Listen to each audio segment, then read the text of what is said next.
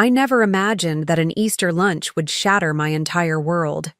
My name is Sarah Mitchell, and just 6 months ago, I was a successful tech startup founder living what seemed like the perfect life. That was until my mother-in-law, Barbara, demanded I sign over my company shares to her son, my husband James, in front of our entire family. A moment that would expose the true nature of the people I had trusted most. My story begins in Seattle's bustling tech scene, where I spent the last decade building my cybersecurity company from the ground up. Growing up in a small town in Idaho with parents who ran a modest hardware store, I learned the value of hard work and determination early on. Nobody in my family had ever ventured into the tech world, but I was different. While other kids played in the neighborhood, I spent countless hours learning to code on a secondhand computer my father had brought home from an auction. The path to success wasn't easy. After graduating as valedictorian from my local high school, I worked 3 jobs to put myself through college at the University of Washington. During my senior year, I developed an innovative approach to protecting small businesses from cyber threats, an idea that would eventually become SecureFlow, my company. I remember those early days, working from a tiny apartment in Capitol Hill, living on instant noodles and coffee, pouring every penny I earned from my day job as an IT consultant into my dream. The breakthrough came when I secured my first major client, a regional bank that took a chance on my startup.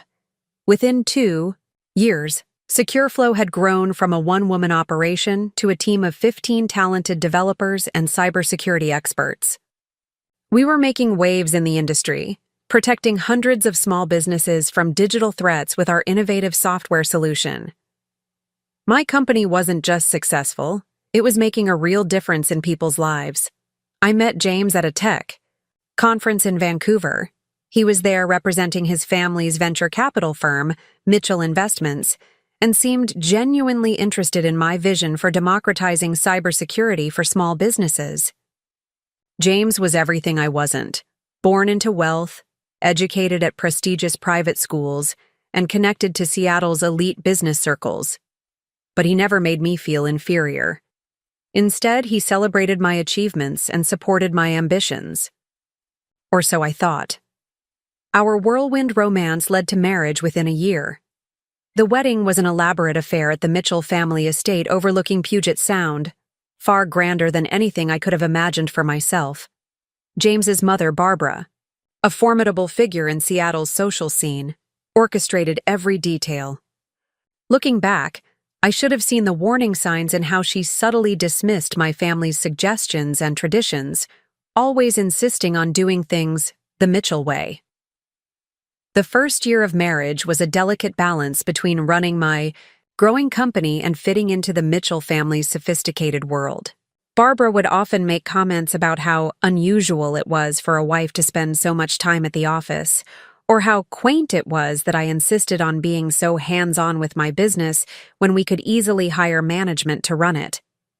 I tried to brush off these remarks, focusing instead on SecureFlow's continuing success. By our second year of marriage, SecureFlow had grown to 50 employees and was valued at over $30 million. We had just secured a major round of funding, and industry analysts were calling us one of Seattle's most promising tech startups. I was proud of what I'd built, but I could sense growing tension at home.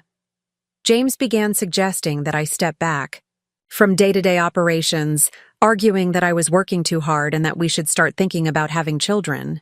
His mother's visits became more frequent, and her comments about my role as a wife grew increasingly pointed. I didn't realize then that my success, the very thing that had initially attracted James to me, would become the catalyst for my undoing. As SecureFlow's profile rose in the tech community, I noticed subtle changes in how the Mitchells treated me. Barbara's polite smiles became strained, and James's supportive attitude toward my career began to waver. Looking back, I can see now that they never expected my company to become so successful. They had anticipated a small venture they could easily control through James, not an emerging tech force with me firmly at the helm. The Easter lunch that would change everything was planned at the Mitchell estate, a tradition Barbara insisted we maintain. That morning, as I drove up the winding driveway lined with blooming cherry trees, I had no idea I was about to face the most challenging test of my life, one that would force me to choose between my marriage and the company I had built from nothing. The roots of my journey run deeper than my marriage to James or my success with SecureFlow. To truly understand how I found myself at that fateful Easter lunch, you need to know where I came from. My childhood in Twin Falls, Idaho was far removed from the gleaming skyscrapers and tech innovations of Seattle. Our family hardware store, Mitchell's Home and Garden, ironically sharing the same name as my future in-laws, sat on the corner of Main Street, its faded green awning a familiar sight to every local resident. My parents, Richard and Marie, worked tirelessly to keep the store afloat during the rise of big-box retailers. I spent my afternoons after school watching them help customers find the perfect tool for a home project or advise on garden supplies. They taught me that success wasn't just about making money, it was about solving people's problems and building trust in your community. The old gateway computer in our store's back office became my window to a different world. While my father used it for inventory and accounting, I discovered the fascinating world of programming during my free time. I still remember the thrill of writing my first piece of code, a simple program to help track our store's most popular items. My mother would often find me there late at night, the blue glow of the monitor illuminating my determined face as I debugged lines of code. My high school teachers didn't quite know what to make of me. In a town where success was typically measured by how well you could run a farm or manage a local business, my dreams of tech entrepreneurship seemed like fantasy. The guidance counselor suggested I consider more realistic options, perhaps taking over the family store or pursuing a teaching career. But I had inherited my parents' determination, along with their work ethic. The day I received my acceptance letter from the University of Washington, along with a partial scholarship, was both the proudest and most terrifying moment of my young life. My parents couldn't afford to pay for my education. The store was barely breaking even, but they supported my decision completely. My mother sold her cherished collection of antique jewelry, and my father took on extra work as a handyman on weekends to help with my first semester's expenses. Seattle was a culture shock. My small-town wardrobe and Idaho accent marked me as an outsider among my more sophisticated classmates. During my freshman year, I worked as a barista in the morning, a library assistant in the afternoon, and a coding tutor in the evening. My roommate, who came from a wealthy family in San Francisco, couldn't understand why I pushed myself so hard. "Just take out more student loans," she'd say. But I remembered watching my parents struggle with the store's mortgage and vowed to avoid debt as much as possible. It was during my sophomore year that I first encountered cybersecurity. A local coffee shop where I worked had its customer database hacked, forcing them to close for weeks. The owner, an elderly woman who treated her employees like family, lost nearly everything. This incident sparked something in me, a realization that small businesses, the backbone of communities like my hometown, were vulnerable in ways my parents' generation never had to consider. I switched my focus from general computer science to cybersecurity, often being the only woman in my advanced classes. My professors noticed my dedication, and one of them, Dr. Sarah Chen, became my mentor. She was the first person who made me believe that my background wasn't a disadvantage, but an asset. "You understand small business owners because you grew up with them," she would say. "That understanding is worth more than any privilege." The idea for SecureFlow came from combining my childhood experiences with my technical education. I saw how expensive and complicated existing cybersecurity solutions were, far beyond what a small business like my parents' store could afford or manage. During my senior year, I worked on a simplified security system that could protect small businesses without requiring a dedicated IT team. My final year of college tested every ounce of my determination. While my classmates attended career fairs and accepted lucrative job offers from tech giants, I was building prototypes in my apartment and cold calling small businesses to understand their needs. My parents, though worried about my future, continued to support my vision. "You've got your father's head for business and your mother's heart for helping others," my dad would say during our weekly phone calls. "That's a combination that can't fail." I graduated with honors, but instead of walking straight into a comfortable corporate job, I took a position as an IT consultant that allowed me flexible hours.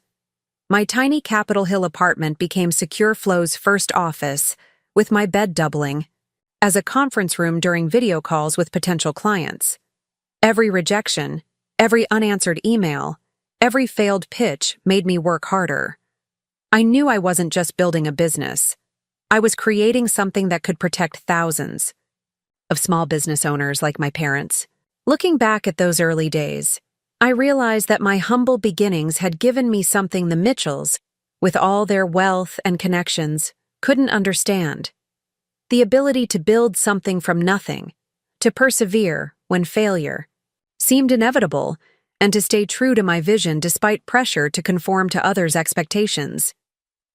These were the qualities that would ultimately save me when my world began to crumble at that Easter lunch. The years before meeting James were marked by the kind of struggles that either break you or forge you into something stronger. While SecureFlow was still in its infancy, I experienced setbacks that would have made most people question their path.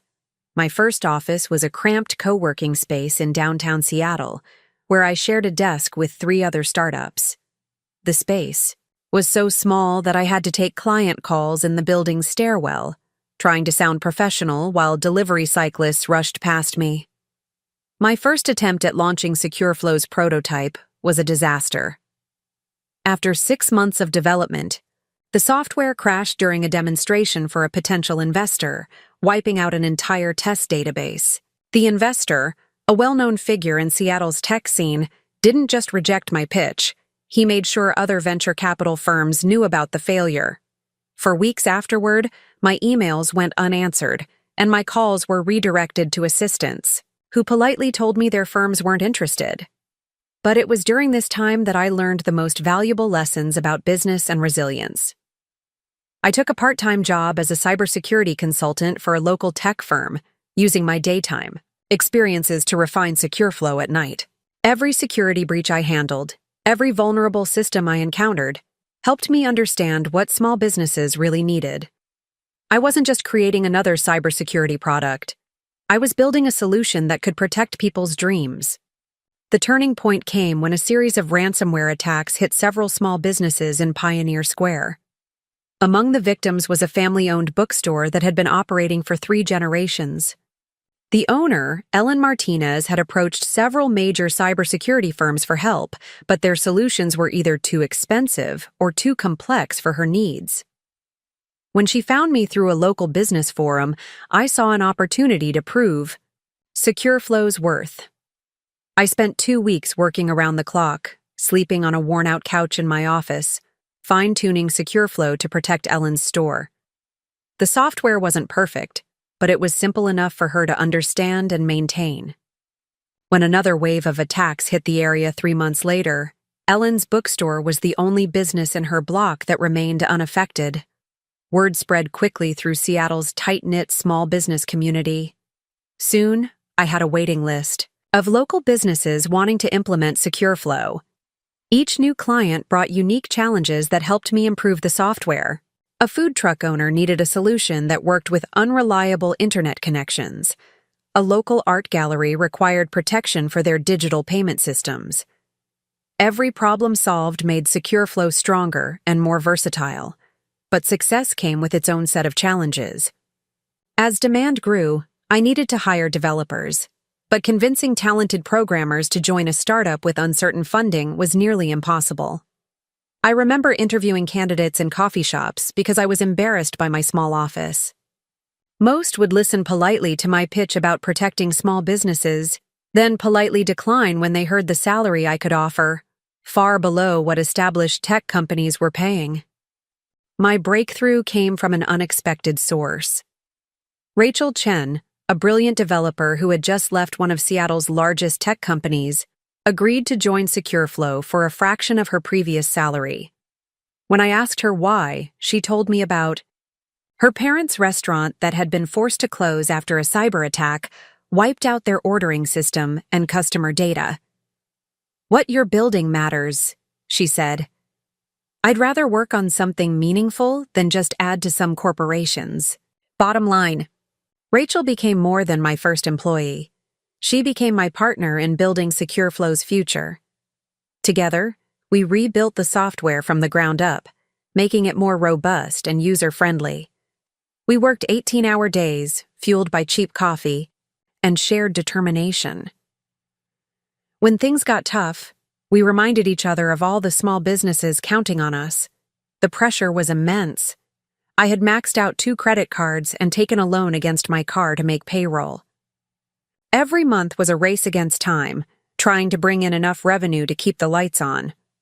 I cut every possible expense, moving to a cheaper apartment and selling most of my possessions.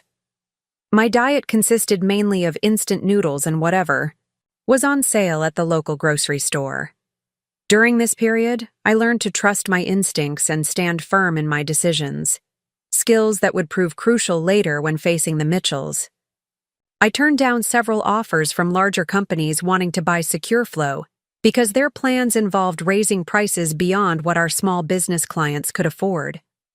Each rejection meant continuing our financial struggle, but it also meant staying true to our mission. The stress took its toll. I developed insomnia, often finding myself working at 3 a.m., debugging code or responding to client emails. My few friends in Seattle stopped inviting me to social events, knowing I would either decline or spend the entire time on my phone managing work crises. My parents worried about my health, hearing the exhaustion in my voice during our weekly calls. But gradually, things began to improve. Our client base grew steadily, and word-of-mouth recommendations brought in new businesses daily. We moved to a proper office in South Lake Union, hired 3 more developers, and finally had a reliable income stream. The software was stable, our clients were happy, and industry publications began taking notice of our unique approach to small business cybersecurity. I was just beginning to feel like I could breathe again when I met James Mitchell at that Vancouver tech conference. Looking back, I realized that my struggles had made me strong, but also vulnerable. I was so used to fighting every battle alone that when James offered support and understanding, it felt like a relief I hadn't known I needed. If only I had known then that this apparent rescue would lead to the biggest fight of my life. The tech conference in Vancouver would have been just another business event if fate hadn't intervened. I was there to present SecureFlow's latest security framework for small businesses, scheduled for the morning session in one of the smaller conference rooms. Most attendees were heading to the main hall to hear keynote speeches from Silicon Valley giants, but I had a dedicated group of small business owners and local tech enthusiasts interested in my presentation. Technical difficulties delayed my presentation. The irony of a cybersecurity expert struggling with AV equipment wasn't lost on me. As I frantically tried to connect my laptop to the projector, a tall figure approached from the back of the room. "Mind if I help?" he asked with a warm smile. That was James Mitchell, though I didn't know it then. Within minutes, he had the system working perfectly, and I was able to start my presentation. I noticed him sitting in the front row throughout my talk, taking notes and nodding encouragingly. Unlike the usual tech conference audience in hoodies and jeans, he wore a perfectly tailored suit that somehow didn't make him seem out of place.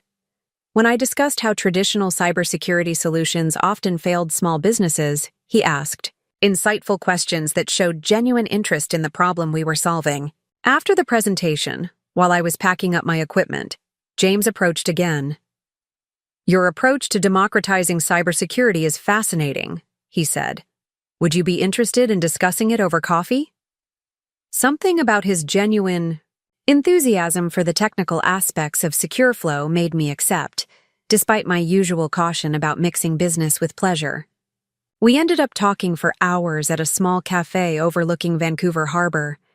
James shared stories about his work at Mitchell Investments, his family's venture capital firm, but he seemed more interested in my journey. He asked about the challenges small businesses faced, listened intently to my experiences, and shared his own ideas about making technology more accessible. Most VCs see technology as a way to maximize profit, he told me, stirring his third cup of coffee.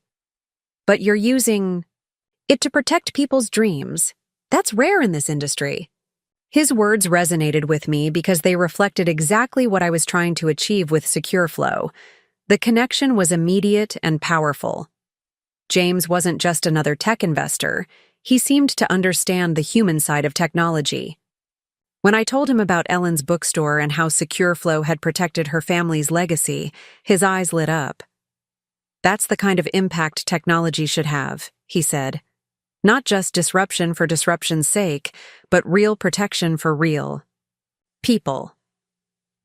Before we knew it, the cafe was closing. James asked for my business card and promised to stay in touch. I left Vancouver feeling optimistic about the potential partnership with Mitchell Investments, but also intrigued by James himself. Here was someone who seemed to bridge the gap between my world of startups and bootstrapping and the more established tech investment community. The next few weeks were a whirlwind. James made frequent trips to Seattle for business meetings that always seemed to end with dinner discussions about SecureFlow's future. He brought fresh perspectives to our challenges, suggesting solutions I hadn't considered. When I mentioned our struggle to handle growing customer support demands, he connected me with a startup specializing in AI-powered customer service solutions. Our professional relationship quickly evolved into something more personal.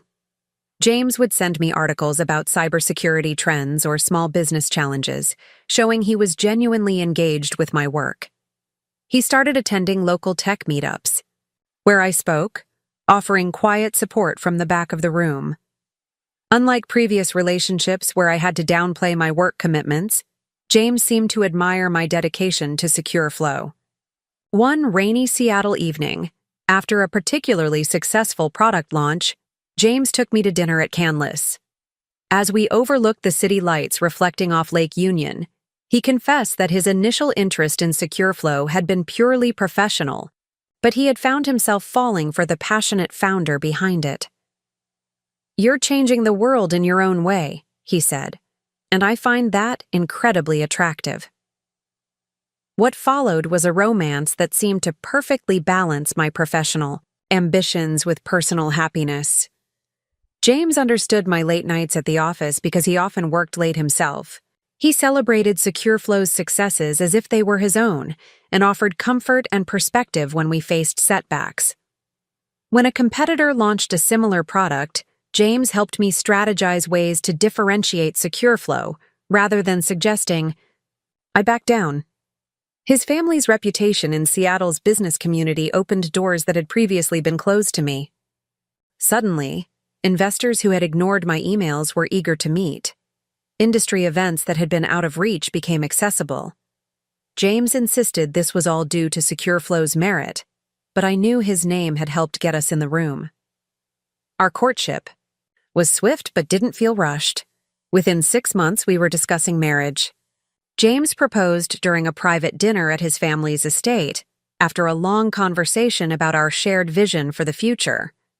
He spoke about combining our strengths, my innovative spirit and his business connections, to make an even bigger impact in the tech world. "We could be an unstoppable team," he said, getting down on one knee. "Your drive, my resources. Together, we could help more small businesses than ever before." The ring he offered was elegant but not flashy, exactly my style. It seemed to symbolize how well he understood me. In that moment, everything felt perfect. I was in love with a man who supported my dreams, who understood my work, who seemed to want to build something meaningful together.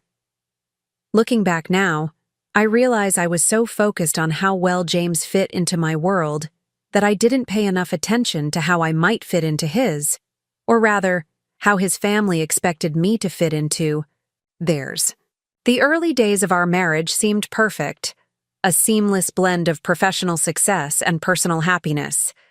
We moved into a beautiful craftsman house in Queen Anne, with views of the Space Needle and Puget Sound that still took my breath away every morning. James converted one of the spare rooms into a home office for me, complete with multiple monitors and a dedicated fiber optic line for secure testing of SecureFlow's updates. Our life together had a rhythm that felt natural. We'd start our mornings with coffee on the deck, discussing our plans for the day. James would head to Mitchell Investments' downtown office, while I split my time between SecureFlow's headquarters and my home workspace. In the evenings, we'd share stories about our day, often brainstorming solutions to each other's business challenges. James seemed genuinely excited about SecureFlow's growth, offering valuable insights from his venture capital experience. SecureFlow was thriving. Our client base had expanded beyond Seattle, with small businesses across the West Coast adopting our security solutions. We'd grown to a team of 35, and I'd just hired an experienced COO to help manage our rapid expansion. The industry was taking notice. We were featured in TechCrunch, and I was invited to speak at major cybersecurity conferences. Each success felt sweeter because I had someone to share it with who truly understood its significance. The first few dinners with the Mitchell family went surprisingly well. Barbara, my mother-in-law, seemed impressed by my business acumen, often asking detailed questions about SecureFlow's growth strategy. "It's refreshing to see a young woman with such clear vision," she'd say, topping up my wine glass. James's father, Richard Sr., was quieter but supportive, occasionally offering advice from his decades of investment experience. James's sister, Catherine, became an unexpected ally. A venture capitalist herself, she understood the challenges of being a woman in tech. We'd often find ourselves deep in conversation about industry trends while Barbara orchestrated elaborate family dinners. "You're good for James," Catherine told me one evening. "He needs someone who challenges him to think beyond traditional investment strategies." Our social life expanded to include regular events with Seattle's tech elite. Charity galas, startup launches, and investment dinners became routine. James proudly introduced me as both his wife and a successful founder, never seeming threatened by my growing reputation in the tech community. At these events, we were often cited as an example of how marriage and business could strengthen each other. The Mitchell family's connections proved invaluable as SecureFlow expanded. When we needed to secure additional server capacity quickly after a surge in clients, Richard Sr. introduced me to a data center operator who offered preferential rates. When we were looking to expand our marketing team, Catherine recommended several talented professionals from her network. It felt like I had gained not just a husband, but a powerful business network that believed in my vision. Barbara took particular interest in my professional development, offering to mentor me in what she called the finer points of business leadership. She arranged lunches with prominent businesswomen in her social circle, organized my attendance at exclusive business retreats, and even hired a personal stylist to help me dress for the role of a CEO. At the time, I interpreted these gestures as acceptance and support. James and I started talking about expanding SecureFlow's services to medium-sized businesses, a move that would require significant capital investment. Over dinner at Altura, one of Seattle's finest restaurants, he suggested that Mitchell Investments could lead our next funding round. "Think about it," he said, eyes bright with excitement. "We could make SecureFlow a family enterprise, combining your innovation with our investment expertise." The idea was tempting. Mitchell Investments had a strong track record of growing tech companies, and their involvement would lend additional credibility to SecureFlow. James talked about accelerating our expansion plans, possibly even taking the company international. Barbara hosted a dinner party to introduce me to potential investors from their network, all of whom seemed eager to be part of SecureFlow's growth story. Looking back, I should have noticed how the conversations about SecureFlow's future increasingly happened at Mitchell family events rather than in my office with my team. Barbara began organizing weekly strategy sessions over lunch, inviting prominent business figures who always seemed to have suggestions about how SecureFlow should evolve. James started attending more of my board meetings, offering insights that increasingly aligned with his family's investment philosophy. At the time, I rationalized these changes as natural evolution. After all, wasn't this what I had wanted? A supportive family, access to resources and expertise, and a partner who understood both the personal and professional aspects of my life. The lines between SecureFlow and the Mitchell family were blurring, but I convinced myself this was a positive development. Even when Barbara began suggesting changes to SecureFlow's management structure, I didn't see the red flags. Her recommendations seemed logical, bringing in more experienced executives, restructuring the board to include seasoned investors, establishing a more professional corporate hierarchy. Each suggestion was presented as a way to help SecureFlow grow, wrapped in maternal concern for both the company's and my personal success. This was the dream phase of my life, when everything seemed to be falling perfectly into place. SecureFlow was growing, my marriage was strong, and I felt accepted by a family that could offer both personal support and professional opportunities. I was living what seemed like a perfect integration of love and ambition, personal happiness, and professional success. Little did I know that this period of seeming perfection was setting the stage for a dramatic confrontation that would force me to choose between my life's work and my marriage. The Easter lunch that would change everything was still months away, but the seeds of conflict were already being planted in these apparently perfect moments. The first cracks in my perfect world appeared so subtly that I almost missed them. It started with small comments from Barbara during our weekly family dinners. "Sarah, darling," she'd say, swirling her wineglass thoughtfully, "don't you think you're spreading yourself a bit thin? Running a company is demanding enough without trying to be hands-on with every decision." Initially, these remarks seemed to come from a place of genuine concern. After all, I was working long hours, often taking calls during dinner and spending weekends at the office. But gradually, the frequency and tone of these comments began to shift. Barbara started inviting her friends' daughters to our family gatherings, all of whom had given up promising careers after marriage to focus on more important things. One particular incident stands out in my memory. We were hosting a dinner party at our Queen Anne home, celebrating SecureFlow's successful launch of a new security platform. I was in the middle of explaining our innovation to a group of interested investors when Barbara smoothly interrupted, steering the conversation toward James's role in the company's growth. "Sarah's so fortunate to have James's guidance," she said, patting my hand.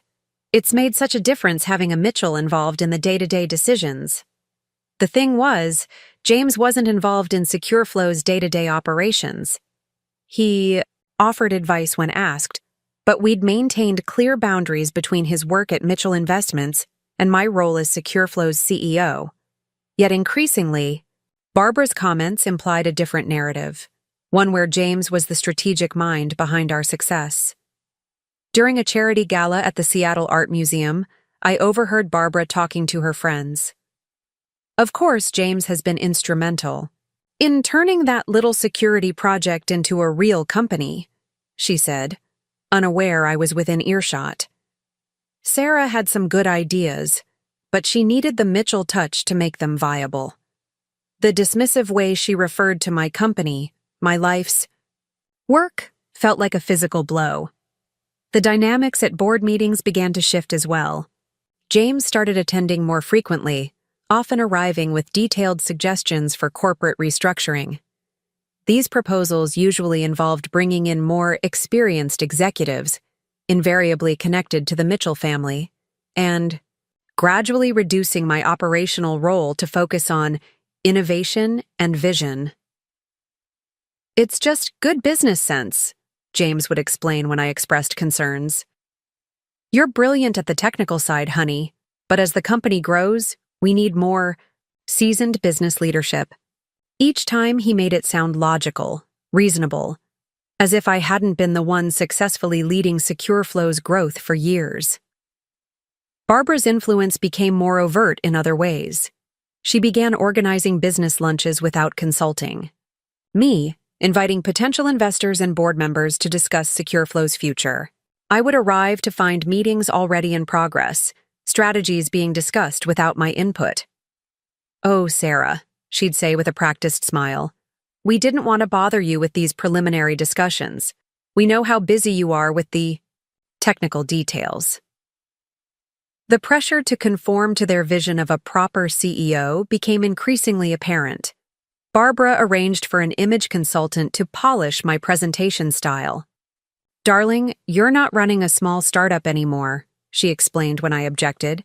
"You need to project the right image for the Mitchell name." The consultant suggested I tone down my passionate speaking style, adopt more conservative attire, and let others take the lead in technical discussions. Even my relationship with my development team began to feel strained. New hires, recommended by the Mitchells, would bypass my authority, taking their proposals directly to James or the board. In meetings, I noticed some executives deferring to James's opinion over mine, despite my deeper understanding of our technology and market. The situation came to a head during a critical product development meeting. We were discussing the launch of a new security feature specifically designed for family-owned businesses, a project close to my heart. In the middle of my presentation, one of the recently hired executives, a close friend of the Mitchell family, interrupted with an alternative proposal. His plan involved significantly raising our prices and focusing on larger corporate clients.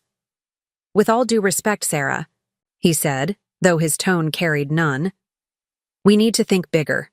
Small businesses are a nice starting point, but the real money is in enterprise solutions." I began to explain how this contradicted SecureFlow's core mission, but before I could finish, James chimed in supporting the new direction. The room's atmosphere shifted palpably as other executives quickly aligned with his position. That evening, during a tense discussion at home, James couldn't understand my frustration. "This is business, Sarah. Companies evolve. You can't let emotional attachments to your original vision hold SecureFlow back." His words echoed Barbara's frequent assertions that I was too emotionally invested in the company. I started noticing how board meetings were being scheduled when I had other commitments, how decision-making was gradually being shifted to committees dominated by Mitchell allies, how my role was being subtly but systematically diminished. My innovative security company, built to protect small businesses like my parents' hardware store, was being quietly transformed into something I no longer recognized. These changes weren't just professional, they were affecting my personal life too. James and I started having more arguments, usually ending with him suggesting I was being paranoid or ungrateful for his family's involvement. The warm, supportive partner who had encouraged my dreams was being replaced by someone who seemed increasingly aligned with his family's vision for SecureFlow's future. The mounting tension took its toll on every aspect of my life. Each morning, I'd wake up feeling like I was walking into a battlefield rather than the company I'd built from scratch. The SecureFlow office, once my sanctuary of innovation and purpose, began to feel like hostile territory. New faces appeared regularly, all somehow connected to the Mitchell family, and with them came subtle shifts in company culture. I particularly remember one Wednesday morning when I walked into a strategy meeting to find Barbara sitting at the head of the table, a position I usually occupied. She was deep in discussion with our new CFO, Thomas Bradford, a longtime Mitchell family associate. "Oh, Sarah," she said without moving, "we were just discussing some exciting changes to SecureFlow's financial structure. Come join us." The casual way she'd usurped my position spoke volumes about the power dynamics at play. The changes being implemented were systematic and calculated. Our customer service team, which had prided itself on providing personalized support to small business owners, was being restructured to handle more efficient, high-volume corporate clients. The development team was pressured to focus on enterprise-level solutions, pushing our original small business security tools to the background. Even our marketing materials were being revamped to target larger companies, with terms like enterprise grade and corporate solutions, replacing our original message of accessible cybersecurity for all. During a particularly heated executive meeting, I challenged these changes, presenting data that showed our strong performance in the small business market. Our current model is profitable and growing, I argued, displaying charts of our customer satisfaction rates and revenue growth. Why abandon a successful strategy? Barbara, who had taken to attending these meetings regularly, exchanged knowing looks with James before he responded. "Sarah, honey," he said in that patronizing tone that had become increasingly common. "You need to understand that Mitchell Investments has a broader vision for Secure Flow. We're not just thinking about next quarter's profits, we're positioning the company for major market expansion." The way he said "we" made it clear who he meant by that pronoun, and it didn't include me. The situation at home deteriorated in parallel with the office tensions. Our once engaging dinner conversations about business innovation turned into terse exchanges or silent meals. James spent more time at his family's estate, claiming he needed to strategize Secure Flow's future with his father and their business associates. When he was home, he was constantly on the phone with Barbara or various board members, speaking in hushed tones that fell silent when I entered the room. One evening, I found a document left open on James's laptop, a draft proposal for Secure Flow's restructuring. It detailed plans to create a new parent company, majority owned by Mitchell Investments, with a reorganized board that would effectively dilute my voting power. My heart raced as I read through the proposal, which included provisions for moving me to a chief innovation officer role, a professional demotion disguised as a promotion. When I confronted James about the document, his response was telling. "You're taking this too personally," he said, closing his laptop with a snap. "This is just business. The board, your board, believes this structure would be better for Secure Flow's growth." The emphasis he placed on "your board" carried an ironic tone, given how thoroughly it had been stacked with Mitchell allies. The isolation grew more pronounced as weeks passed. Longtime employees, people who had been with me since Secure Flow's early days, were being systematically pushed out or reassigned. Rachel Chen, my first hire and trusted developer, was moved to a subsidiary project despite my objections. "I'm sorry, Sarah," she told me tearfully on her last day, "but it's clear I'm not part of their vision for Secure Flow's future." Barbara's influence became more overt and controlling. She began showing up at my office unannounced, often with consultants or potential investors in tow. "Sarah's so busy with the technical side," she would tell them, "but I'd be happy to discuss Secure Flow's strategic direction." She started scheduling meetings with our key clients without my knowledge, presenting herself as the company's strategic advisor. The breaking point came during a board meeting where I presented plans for a new security feature specifically designed for small retailers. I had spent months working with our remaining original team members on this project, seeing it as a way to reinforce our commitment to small businesses. Before I could finish my presentation, Barbara interrupted. "While this is charming," she said, emphasizing the word in a way that made it sound like an insult, "we need to focus on enterprise-level solutions. The Mitchell name carries certain expectations, and it's time Secure Flow lived up to them."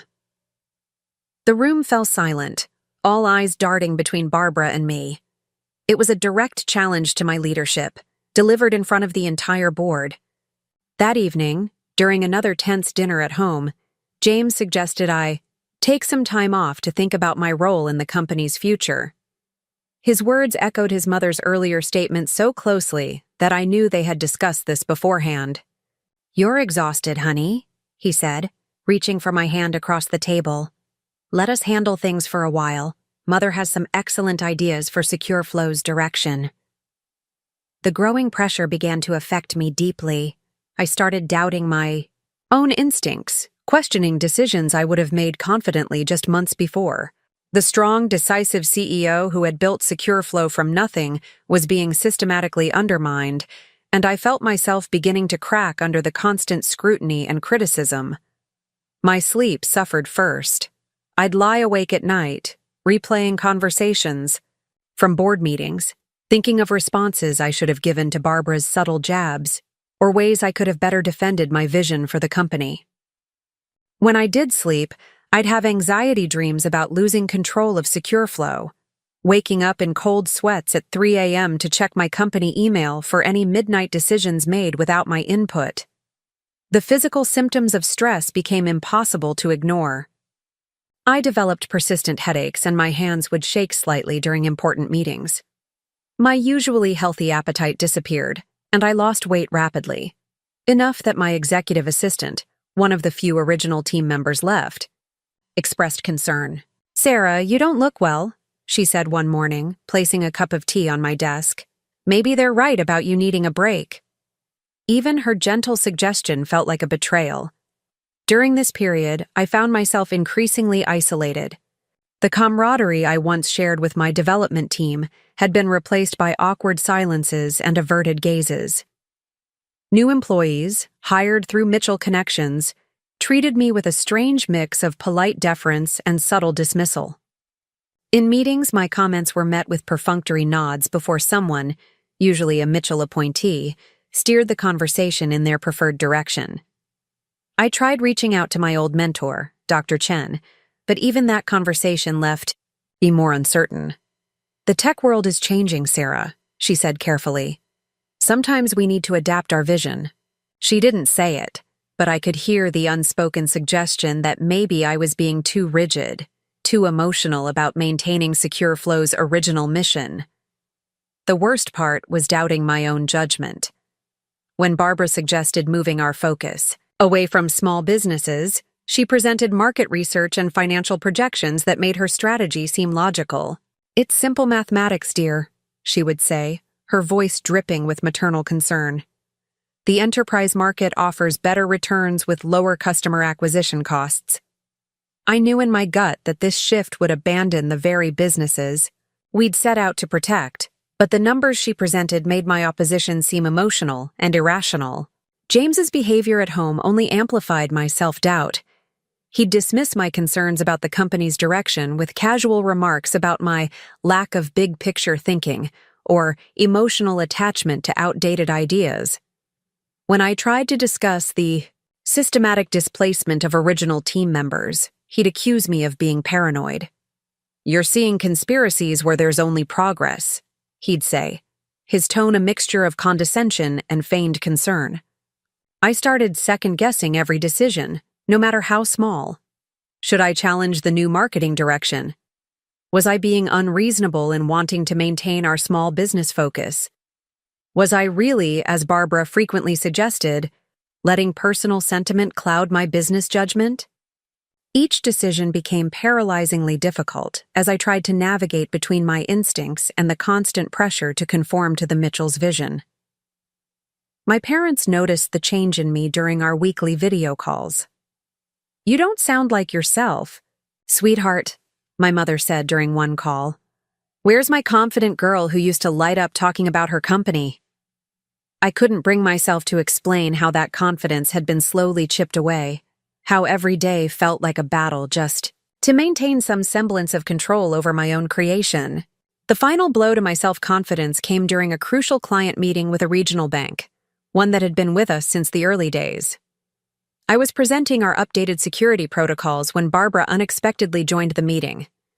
She smoothly took over the presentation, suggesting changes to our service agreement that contradicted everything we'd built our relationship on. When I tried to intervene, she patted my hand patronizingly and said, "Let's leave the business details to those with more experience, dear." That evening, staring at my reflection in the bathroom mirror, I barely recognized myself. The passionate entrepreneur who had once pitched her vision to skeptical investors with unwavering conviction was gone, replaced by someone who seemed constantly on edge, second-guessing every word and action. I had lost not just control of my company, but faith in my own abilities. This crisis of confidence was exactly what the Mitchells had been cultivating, I would later realize.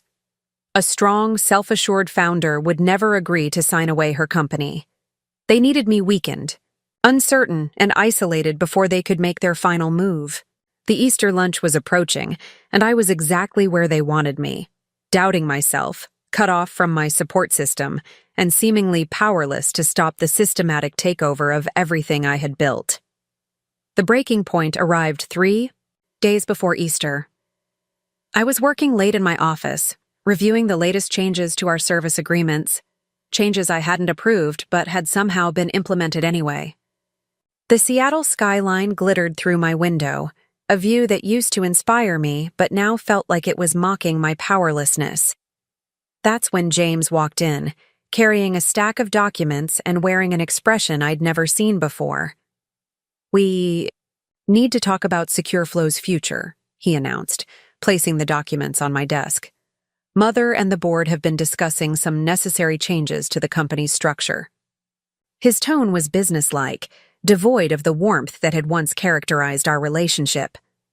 Without waiting for my response, he began outlining a plan that made my blood run cold. The proposal was comprehensive and clearly well-planned. SecureFlow would be restructured under a new holding company, majority owned by Mitchell Investments. My role would be reduced to that of a technical advisor, with no real operational control. The document even included a press release draft, praising my visionary contribution, while announcing my transition to a strategic advisory role. "This is what's best for the company," James said, sliding the papers toward me. "Mother has arranged for all the major stakeholders to meet at Easter lunch. We can announce the changes then." He spoke as if this was already decided, as if my signature was just a formality. When I didn't immediately respond, he added, "Be reasonable, Sarah. This is a generous offer." I sat there, staring at the documents, feeling a strange calm settle over me. It was the kind of calm that comes when you finally see something you've been blind to for too long. "And if I refuse?" I asked, my voice steadier than I expected. James's expression hardened. "Then we'll need to explore other options to protect the company's interests," he replied, the threat barely veiled. That night, I didn't go home. Instead, I drove to our original office building in South Lake Union, now used for storage. Sitting in the parking lot, I called Rachel Chen, my first employee who had been pushed out months earlier. "I need your help," I said when she answered. "And I need you to be very discreet." Over the next 2 days, Rachel and I worked secretly, reviewing SecureFlow's code repositories, documentation, and legal agreements. We discovered something crucial. The core security algorithms, the heart of SecureFlow's technology, were still protected under my original patents. The Mitchells could take control of the company, but they couldn't replicate our most valuable intellectual property without my cooperation. I also reached out to Ellen Martinez, the bookstore owner who had been our first client.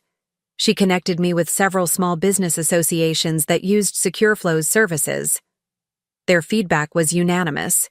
They had chosen SecureFlow specifically because of our commitment to small business security.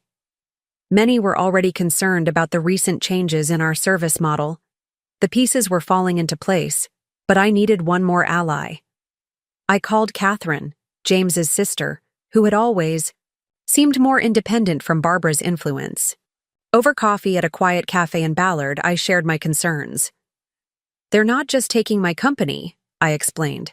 "They're destroying everything it stands for." Catherine listened intently, then shared something revealing.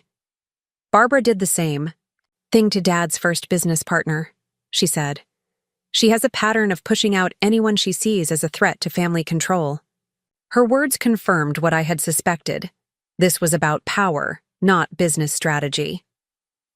Armed with this knowledge, I spent the night before Easter preparing. I backed up all essential company documents, secured copies of my original patents, and drafted emails to key clients and employees. I also prepared a counterproposal, one that would protect Secure Flow's original mission while offering the Mitchells a fair return on their investment. Easter morning dawned bright and clear. I dressed carefully, choosing a suit I had worn during Secure Flow's early investor pitches, a reminder of the strength I had possessed before the Mitchells began undermining my confidence. As I drove to their estate, I felt neither fear nor doubt. I was ready for whatever would happen. The Mitchell estate was decorated elaborately for Easter, with fresh flowers and pastel decorations everywhere. Family members and business associates mingled in the grand living room, sipping champagne and making small talk. Barbara held court near the fireplace while James worked the room, speaking quietly to key board members. I noticed several unfamiliar faces, lawyers I assumed based on their demeanor and the briefcases at their feet. Barbara had planned this carefully, staging a public display of power. She wanted witnesses to my capitulation. What she didn't know was that I had done some planning of my own. As I walked into that room, I felt a profound shift within myself. The months of self-doubt and uncertainty fell away. I was no longer the intimidated daughter-in-law or the overwhelmed CEO. I was Sarah Mitchell, the woman who had built Secure Flow from nothing, who had protected countless small businesses, who had earned every bit of her success. The Easter lunch began with artificial pleasantries. Barbara had arranged the seating strategically. I was placed between two senior Mitchell Investments executives, while James sat across from me, flanked by their corporate lawyers. The table was immaculately set with the finest china and crystal, a display of wealth and power that seemed designed to intimidate. "Sarah, darling," Barbara called from the head of the table, her voice carrying over the polite conversation. "You look tired. Have you been sleeping well?" The concern in her voice was fabricated, but the message was clear. She wanted everyone to see me as fragile and unstable. Several guests exchanged knowing looks, and I realized this performance had been carefully orchestrated. The first course had barely been served when Barbara made her move. "Since we're all gathered here as family," she announced, setting down her soup spoon with deliberate precision, "I think it's time we discussed Secure Flow's exciting new direction." She nodded to one of the lawyers who began distributing copies of the restructuring documents I'd already seen. "As you can see," Barbara continued, her voice smooth as silk, "we've developed a comprehensive plan to take Secure Flow to the next level.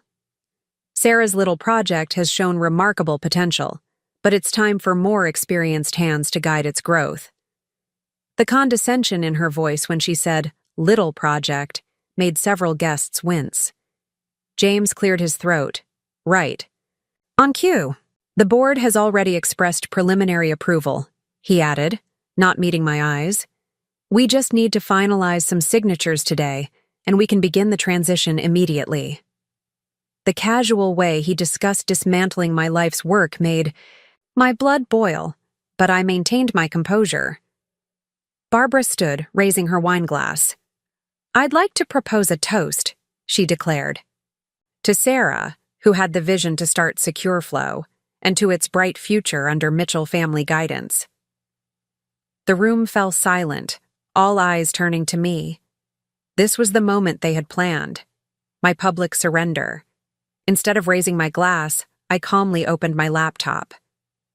"Before we toast," I said, my voice steady, "I'd like to share some information about Secure Flow's current situation." I connected to the dining room's projector, installed for Barbara's frequent business entertaining, and displayed a series of graphs and charts. "These numbers show Secure Flow's growth under our original business model," I began. "Our focus on small business security has resulted in a 300% revenue increase over the past 2 years. Our customer retention rate is 95%, and our technology has prevented over 10,000 cyber attacks on family-owned businesses." Barbara's smile froze. "Sarah, dear, this isn't the time for a technical presentation." "Actually, Barbara," I interrupted, my voice firm, "this is exactly the time." I switched to the next slide, showing the company's patent documentation. SecureFlow's core technology is protected by patents registered solely in my name. These patents are not transferable without my explicit consent. The lawyers exchanged concerned glances.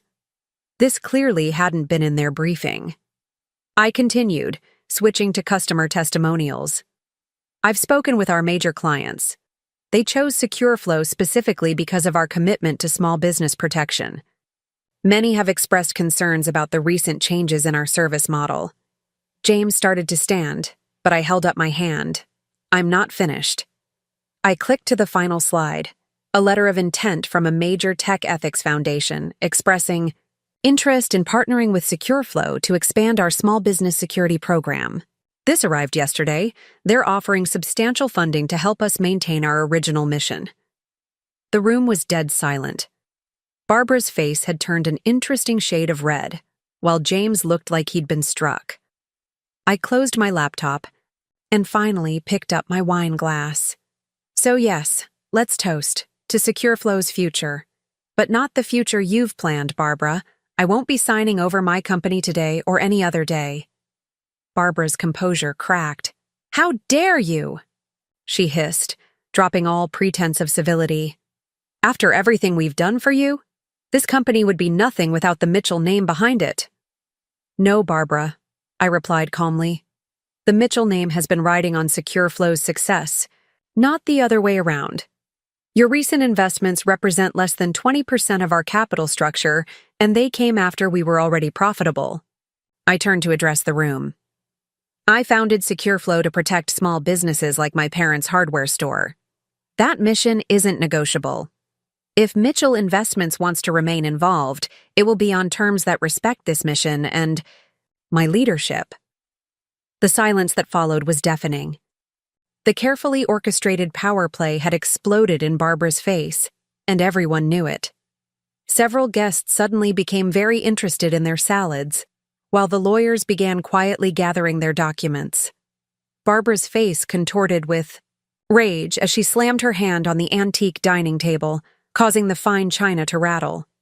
"You ungrateful little upstart!" she spat, abandoning all pretense of sophistication. "Do you have any idea who you're dealing with? We can destroy you in the Seattle tech community with one phone call." The other guests shifted uncomfortably in their seats, witnessing the carefully crafted facade of Mitchell family dignity crumble. James remained frozen, looking between his mother and me as if watching a tennis match he never expected to see. Several board members began quietly excusing themselves from the table.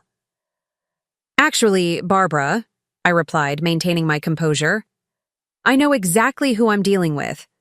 Catherine told me about your history, about what you did to Richard Sr.'s first business partner." At the mention of this apparently secret family history, Barbara's face went pale. I wonder how many other entrepreneurs have faced similar pressure from you? I opened my briefcase and pulled out another document.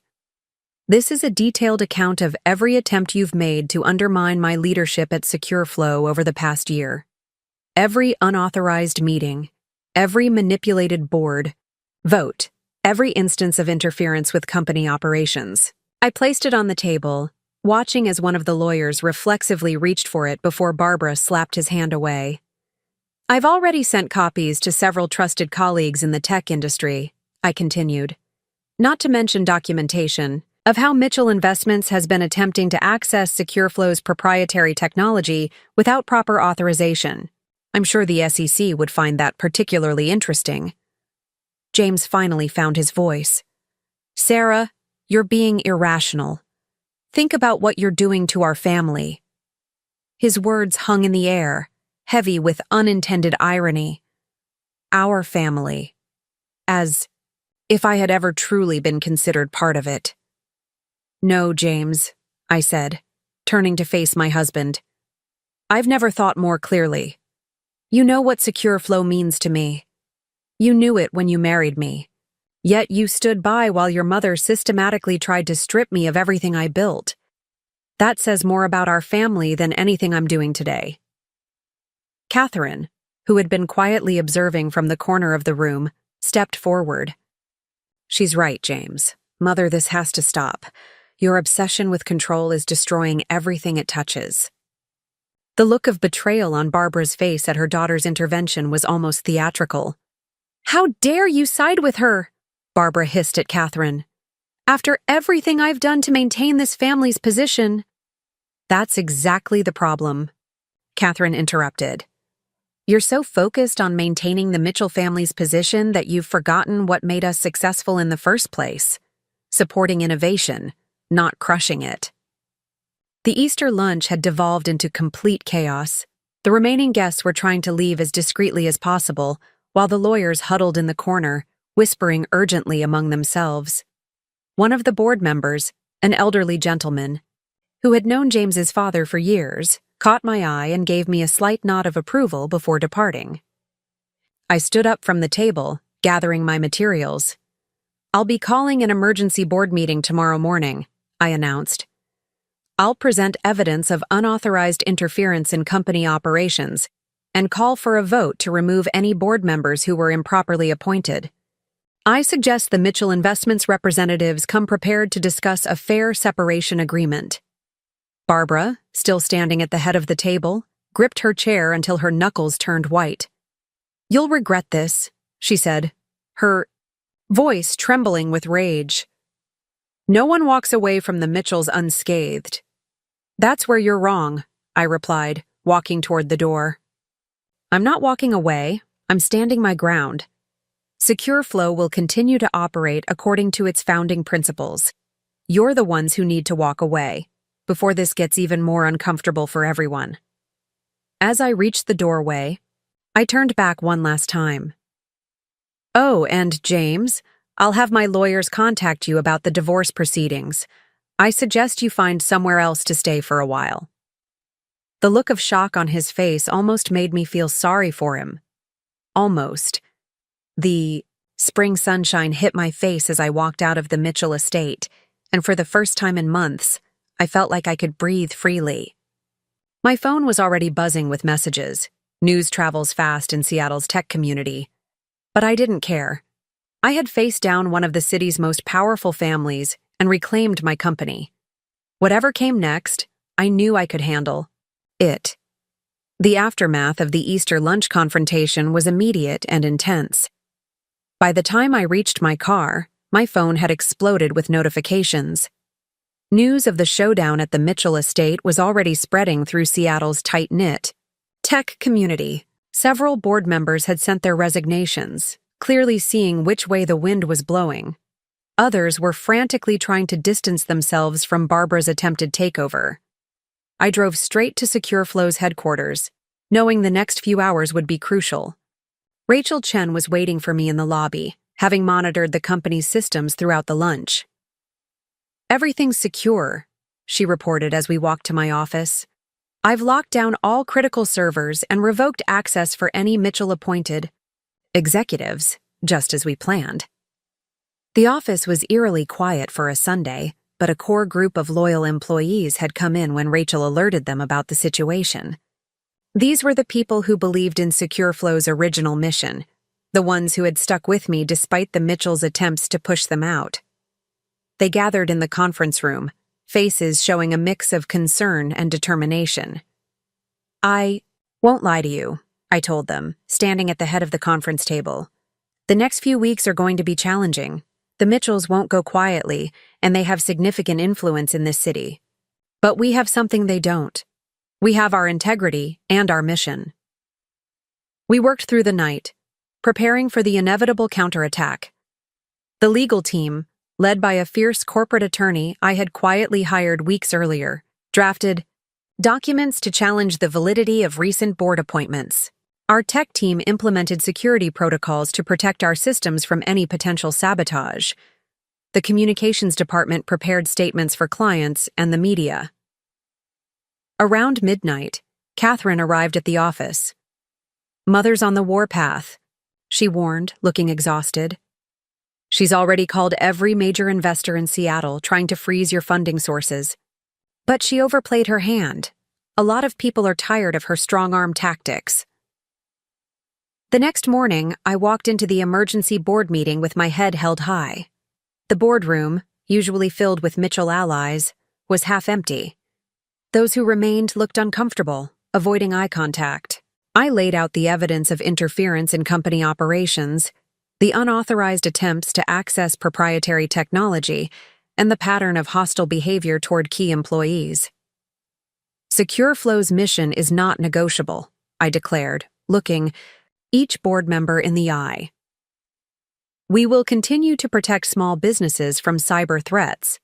If that doesn't align with your investment goals, now is the time to discuss a fair exit strategy. The vote that followed was decisive. The remaining board members, perhaps seeing the writing on the wall, voted to remove all Mitchell-appointed executives and restore full operational control to me. By noon, Mitchell Investments' attempt to take over SecureFlow had officially failed. But the real battle was just beginning. Barbara, true to her threat, began a campaign to undermine SecureFlow in Seattle's business community. Potential clients received mysterious calls warning them about instability in our leadership. Rumors about financial problems started circulating among investors. Several major contracts, ones that had been negotiated through Mitchell connections, were suddenly canceled. I countered by going public with our story. In interviews with tech, blogs, and local business publications, I spoke candidly about the attempted hostile takeover and our commitment to protecting small businesses. The response was overwhelming. Small business owners across the country reached out to share similar stories of being pressured by larger corporations. Our client base actually grew as companies chose to work with us specifically because we had stood our ground. The personal cost was significant. James moved out of our house the day after Easter, leaving only a brief note about having his lawyer contact mine. Seattle's social circles, many influenced by the Mitchells, suddenly became less welcoming. Events I had once been invited to as a rising tech star now somehow forgot to send invitations. But for every door that closed, new ones opened. Other entrepreneurs, particularly women who had faced similar pressure from established business families, reached out to offer support and collaboration. The Tech Ethics Foundation that had expressed interest in partnering with us accelerated their timeline, providing both funding and moral support for our mission. 1 month after the Easter confrontation, I sat in my office reviewing our latest performance numbers. Despite the Mitchells' attempts to destabilize us, SecureFlow was stronger than ever. Our core team, freed from the constant interference, had developed innovative new security features. Client satisfaction scores had improved, and our small business focus was attracting positive attention from industry analysts. Rachel knocked on my door, grinning. "You need to see this," she said, handing me her tablet. On the screen was an article in a major tech publication titled, "The Rise of Ethical Tech: How One CEO's Stand Against Corporate Bullying Changed Seattle's Startup." Scene. The article detailed not just SecureFlow's story, but similar experiences from other entrepreneurs who had been pressured to compromise their principles. The article's publication marked a turning point, but it also brought a moment of clarity I hadn't expected. Late that evening, after most employees had gone home, I found myself standing at my office window, looking out at the Seattle skyline. The same view that had once felt oppressive now filled me with a sense of possibility. In the reflection of the glass, I saw someone I hadn't seen in months, myself, unencumbered by doubt and pretense. My phone buzzed with a text from Catherine. "Mother's losing her grip. Just resigned from 3 major boards amid controversy over her business practices." I felt no satisfaction at Barbara's downfall, only a deep sense of relief that her ability to harm other entrepreneurs was diminishing. Catherine had become an unexpected ally, working quietly behind the scenes to repair some of the damage her family had caused. The next morning, I received a letter from my divorce attorney that brought everything into sharp focus. James was contesting our prenuptial agreement, claiming that his contributions to SecureFlow's growth invalidated its terms. Attached was a list of demands that read like a Mitchell family manifesto, shares in the company, seats on the board, ongoing involvement in strategic decisions. It was Barbara's influence, clear as day. Instead of anger, I felt an overwhelming sense of sadness for James. He had never developed an identity separate from his family's expectations. Our marriage had been genuine in its way, but it had also been built on an illusion. His illusion that I would eventually conform to the Mitchell mold, and my illusion that his support for my independence was unconditional. I called an all-hands meeting that afternoon. Standing before my team, I realized how much had changed. The forced smiles and nervous glances that had characterized recent months were gone, replaced by genuine engagement and energy. Secure Flow is at a crossroads, I began. The easy path would be to compromise, to become just another corporate security provider. But that's not who we are. I unveiled our new initiative, the Small Business Digital Protection Program. We would partner with local chambers of commerce across the country to provide affordable, accessible cybersecurity solutions to family-owned businesses. The program would include education, support, and scaled pricing to ensure that even the smallest enterprises could afford protection. This is why we fought, I told my team. Not just to maintain control of our company, but to stay true to our mission. Every small business we protect is someone's dream, someone's life work. That's worth fighting for. The response was immediate and enthusiastic. Developers volunteered to work extra hours to build new features specifically for small businesses. Our sales team began reaching out to their old contacts in the small business community. Even some of our newer employees hired during the Mitchell era caught the spirit of our original mission. One junior developer raised his hand during the meeting. "My parents run a food truck," he said. "They've been worried about digital payment, security, but couldn't afford the big corporate solutions. This is exactly what they need." His personal connection to our mission reminded me of why I had started Secure Flow in the first place. That evening, I finally did something I had been postponing. I called my parents. They had been worried, sick about me during the whole ordeal, but I had maintained a brave face, not wanting them to know how close I had come to losing everything. Now, I told them the whole story. "We never liked him much anyway," my father said, trying to lighten the mood. "Too polished, like one of those fancy tools people buy but never actually use." My mother was more reflective. "You know what this reminds me of? That time in high school when the chain stores were trying to put us out of business. Remember how the community rallied around us? Sometimes standing your ground isn't just about you. It's about everyone who might face the same fight." Their words struck a chord. The fight with the Mitchells hadn't just been about maintaining control of Secure Flow. It had been about protecting the very principle that drove our business: the right of small enterprises to compete and thrive in an increasingly corporate world.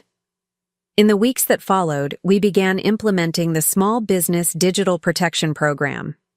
Each success story, a family restaurant securing its customer data, a local bookstore protecting its online sales system, a food truck safely processing digital payments, felt like a vindication of our stand against the Mitchells' corporate vision. The first steps toward rebuilding Secure Flow were both exhilarating and terrifying. With the Mitchell influence removed, we had to re-establish our identity quickly. I started by rehiring key employees who had been pushed out during the attempted takeover. Each return felt like recovering a piece of Secure Flow's soul. Rachel Chen took back her position as head of development, bringing with her the innovative spirit that had characterized our early days. One morning, as I walked through the office, I overheard a conversation that stopped me in my tracks. Two new developers were discussing our small business security protocols with Rachel. "It's amazing," one said, "how we can make enterprise-level security accessible to mom-and-pop shops." The other chimed in. "My aunt just implemented our system in her flower shop. She said it's the first time she's felt secure about taking online orders." This was the culture I had dreamed of. People who understood and believed in our mission. The legal battles with the Mitchells continued to simmer in the background. Their lawyers filed motion after motion, each attempting to claim some piece of SecureFlow's success as James's contribution. But we had prepared well. Every document, every line of code, every business decision had been meticulously documented. Our legal team, led by Patricia Wong, a brilliant corporate attorney who had faced similar battles herself, methodically dismantled each claim.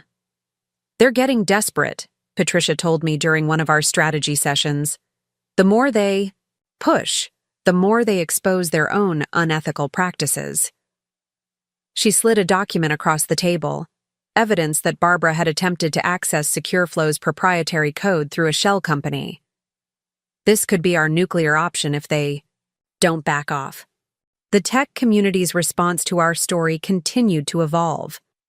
What had started as gossip about a family feud transformed into a larger conversation about corporate ethics and the preservation of innovation in the face of consolidation.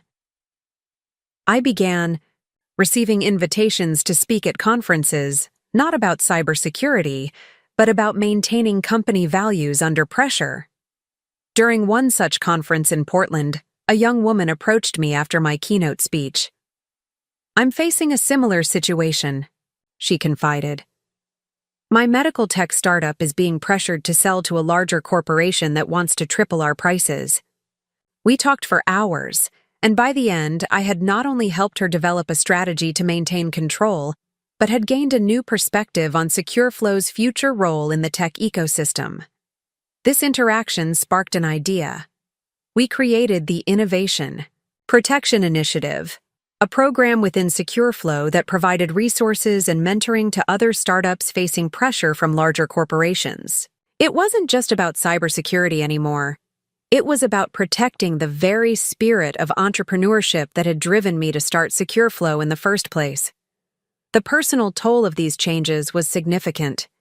Seattle's social circles, heavily influenced by old money families like the Mitchells, became increasingly uncomfortable.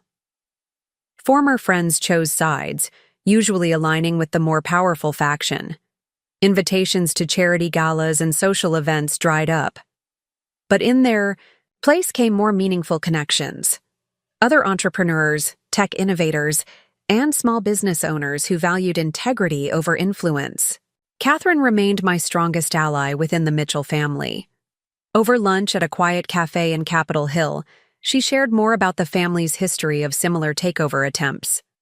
"You're not the first," she explained, "but you might be the first to successfully fight back. That's why Mother's so vindictive. You've challenged her whole worldview." The divorce proceedings dragged on, becoming increasingly bitter as James, clearly influenced by his mother, made ever more outrageous claims about his role in SecureFlow's success. During one particularly heated deposition, he claimed to have been the strategic mastermind behind our core security algorithms I had developed years before meeting him.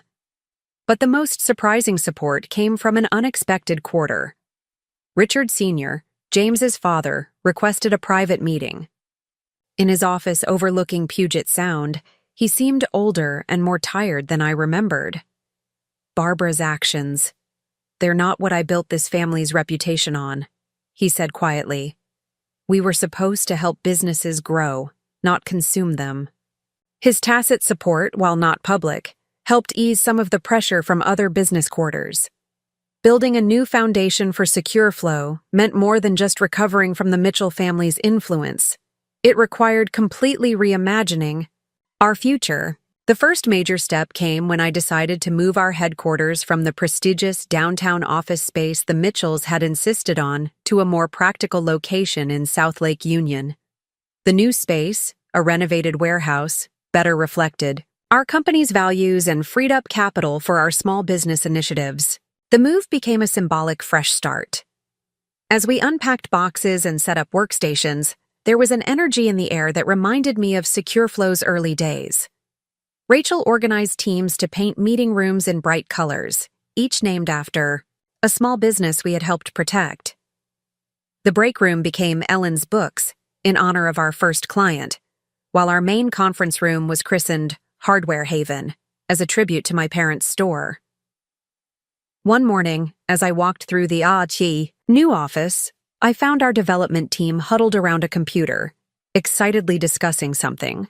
They had created a new security feature specifically designed for mobile food vendors, a complete point-of-sale protection system that could work reliably even with intermittent internet connections. The solution had come from a junior developer whose sister ran a food truck and had explained her security concerns. This organic innovation, driven by real understanding of small business needs, was exactly what I had always envisioned for SecureFlow. We implemented a new policy. Every employee would spend one day each month working alongside one of our small business clients, understanding their challenges firsthand. The insights gained from these experiences were invaluable. The contrast with the Mitchell era became stark. Instead of lengthy board meetings discussing market capitalizations and corporate acquisitions, we focused on practical solutions for real problems. Our weekly all-hands meetings now featured success stories from small businesses using our systems. Each story reinforced our mission and boosted team morale. Our financial structure changed too. I implemented an employee stock ownership program, ensuring that everyone who contributed to SecureFlow's success would share in its rewards. This decision, which would have been unthinkable under Mitchell control, created a sense of ownership and commitment throughout the company. The legal battles with the Mitchells finally reached a turning point. During a crucial hearing, their lawyers presented what they claimed was evidence of James's crucial contributions to SecureFlow's development. Our legal team systematically dismantled their claims, presenting dated documentation, original code repositories, and testimony from early employees that proved the company's success predated any Mitchell involvement. The judge's ruling was unequivocal. Not only did she dismiss James's claims to SecureFlow's intellectual property, but she also issued a stern warning about the Mitchell family's attempts to interfere with company operations. The victory was sweet, but the real satisfaction came from knowing we could now focus entirely on our mission without looking over our shoulders. Our small business digital protection program expanded rapidly. We partnered with local chambers of commerce across the Pacific Northwest, offering workshops and affordable security solutions. The program's success attracted attention from unexpected quarters. Several large tech companies, impressed by our innovative approach, reached out to discuss collaboration opportunities. But the most significant change was in our company culture. The fear and uncertainty that had characterized the Mitchell era was replaced by enthusiasm and creativity. Employees felt free to propose new ideas, knowing they would be evaluated on merit rather than politics. The diversity of our team increased naturally as we hired based on talent and passion rather than connections. One particular project exemplified this new direction. A team of developers, inspired by their experiences with small business owners, created a simplified security dashboard that could be understood and managed by people with minimal technical knowledge. When we unveiled it at a small business convention, the response was overwhelming. "Finally, something we can actually use," one shop owner exclaimed, tears in her eyes. The personal transformation paralleled the professional one. Free from the constant pressure to conform to Mitchell family expectations, I rediscovered my passion for hands-on problem-solving. I started coding again, spending late nights working alongside our development team on particularly challenging security issues. It felt like coming home to myself. Building a new foundation for SecureFlow meant more than just recovering from the Mitchell family's influence. It required completely reimagining our future. The first major step came when I decided to move our headquarters from the prestigious downtown office space the Mitchells had insisted on to a more practical location in South Lake Union. The new space, a renovated warehouse, better reflected our company's values and freed up capital for our small business initiatives. The move became a symbolic fresh start. As we unpacked boxes and set up workstations, there was an energy in the air that reminded me of SecureFlow's early days. Rachel organized teams to paint meeting rooms in bright colors, each named after a small business we had helped protect. The break room became Ellen's Books in honor of our first client, while our main conference room was christened Hardware Haven as a tribute to my parents' store. One morning, as I walked through the new office, I found our development team, huddled around a computer, excitedly discussing something. They had created a new security feature specifically designed for mobile food vendors, a complete point-of-sale protection system that could work reliably even with intermittent internet connections. The solution had come from a junior developer whose sister ran a food truck and had explained her security concerns. This organic innovation, driven by real understanding of small business needs, was exactly what I had always envisioned for SecureFlow. We implemented a new policy. Every employee would spend 1 day each month working alongside one of our small business clients, understanding their challenges firsthand. The insights gained from these experiences were invaluable. The contrast with the Mitchell era became stark. Instead of lengthy board meetings discussing market capitalizations and corporate acquisitions, we focused on practical solutions for real problems. Our weekly all-hands meetings now featured success stories from small businesses using our systems. Each story reinforced our mission and boosted team morale. Our financial structure changed too. I implemented an employee stock ownership program, ensuring that everyone who contributed to SecureFlow's success would share in its rewards. This decision, which would have been unthinkable under Mitchell control, created a sense of ownership and commitment throughout the company. The legal battles with the Mitchells finally reached a turning point. During a crucial hearing, their lawyers presented what they claimed was evidence of James's crucial contributions to SecureFlow's development. Our legal team systematically dismantled their claims, presenting dated documentation, original code repositories, and testimony from early employees that proved the company's success predated any Mitchell involvement. The judge's ruling was unequivocal. Not only did she dismiss James's claims to SecureFlow's intellectual property, but she also issued a stern warning about the Mitchell family's attempts to interfere with company operations. The victory was sweet, but the real satisfaction came from knowing we could now focus entirely on our mission without looking over our shoulders. Our small business digital protection program expanded rapidly. We partnered with local chambers of commerce across the Pacific Northwest, offering workshops and affordable security solutions. The program's success attracted attention from unexpected quarters.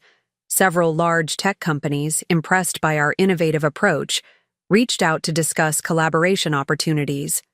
But the most significant change was in our company culture. The fear and uncertainty that had characterized the Mitchell era was replaced by enthusiasm and creativity. Employees felt free to propose new ideas, knowing they would be evaluated on merit rather than politics. The diversity of our team increased naturally as we hired based on talent and passion rather than connections.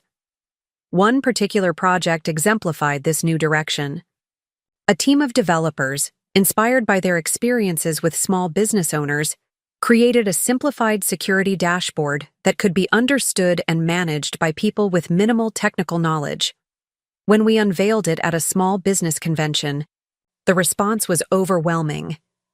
"Finally, something we can actually use," one shop owner exclaimed, tears in her eyes. The personal transformation paralleled the professional one. Free from the constant pressure to conform to Mitchell family expectations, I rediscovered my passion for hands-on problem-solving. I started coding again, spending late nights working alongside our development team on particularly challenging security issues. It felt like coming home to myself.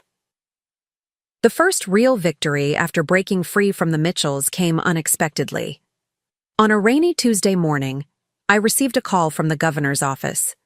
They were launching a statewide initiative to protect small businesses from cyber threats, and they wanted SecureFlow to be the primary security provider. The contract would mean protecting thousands of local businesses across Washington state.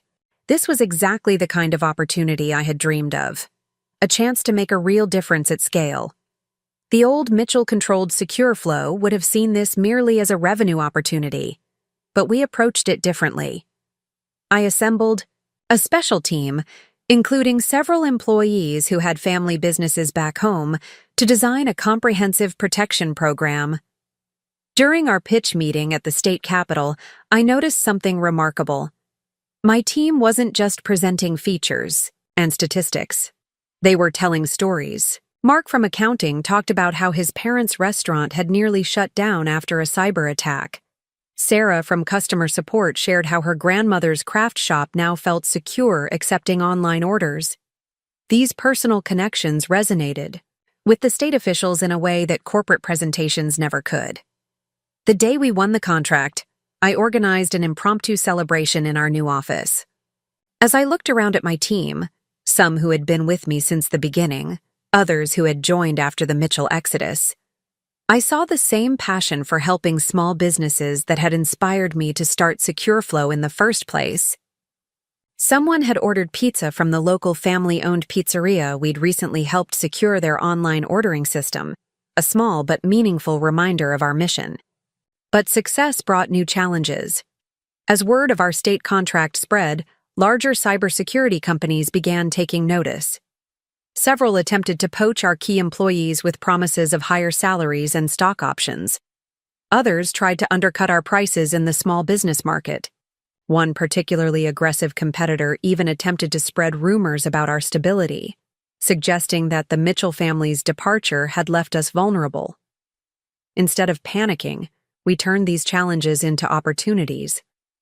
When competitors tried to poach our talent, we responded by implementing an innovative profit-sharing model that gave employees a direct stake in our success. When they undercut our prices, we enhanced our service offerings, proving that value meant more than just cost. The rumors about our stability were countered by transparent financial reporting and glowing testimonials from our growing client base. One morning, I found an email in my inbox that made me pause. It was from a small business owner in Spokane who had recently implemented our security system. Her family-owned bookstore had been targeted by ransomware, but our protection had prevented any damage. "You saved not just our business," she wrote, "but 3 generations of our family's dreams." I printed that email and hung it in our main conference room as a reminder of why we fought so hard to maintain our independence. Our success began attracting attention from unexpected quarters.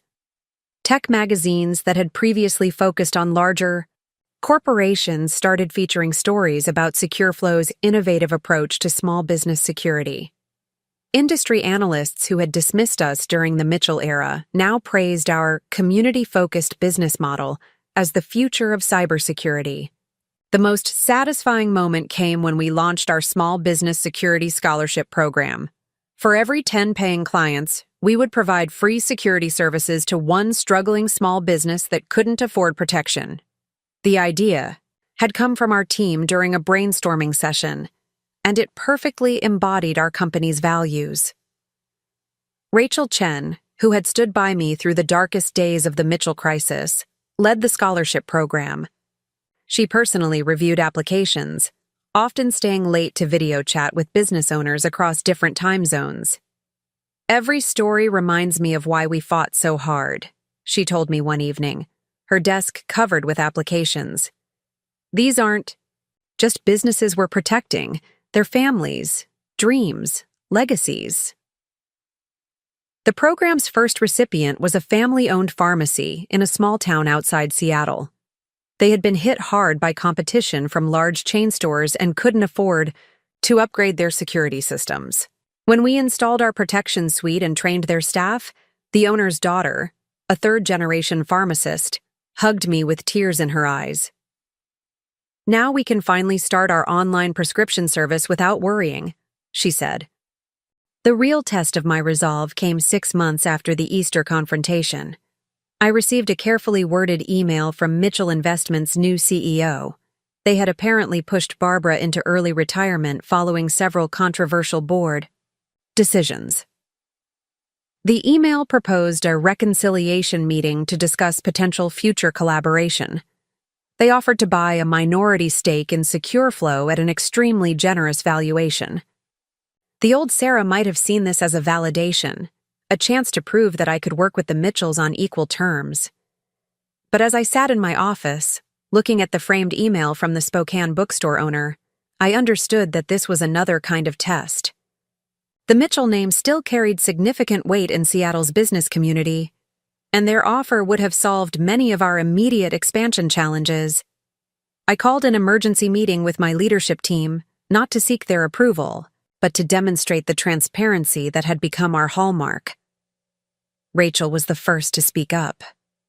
"They'll say it's just a minority stake now, but we know how this story ends," she said, her voice firm. Others nodded in agreement, sharing stories of how our independence had allowed us to better serve our clients. My response to Mitchell Investments was brief but clear. SecureFlow's mission and independence are not negotiable. We're not interested in any level of investment that could compromise our commitment to small business security. I copied Barbara. On the email, knowing she would understand the message, we weren't just rejecting their money, we were rejecting their entire approach to business. The aftermath of this decision brought unexpected allies. Several venture capital firms, impressed by our stance, reached out with no-strings-attached investment offers. More importantly, our existing clients rallied around us.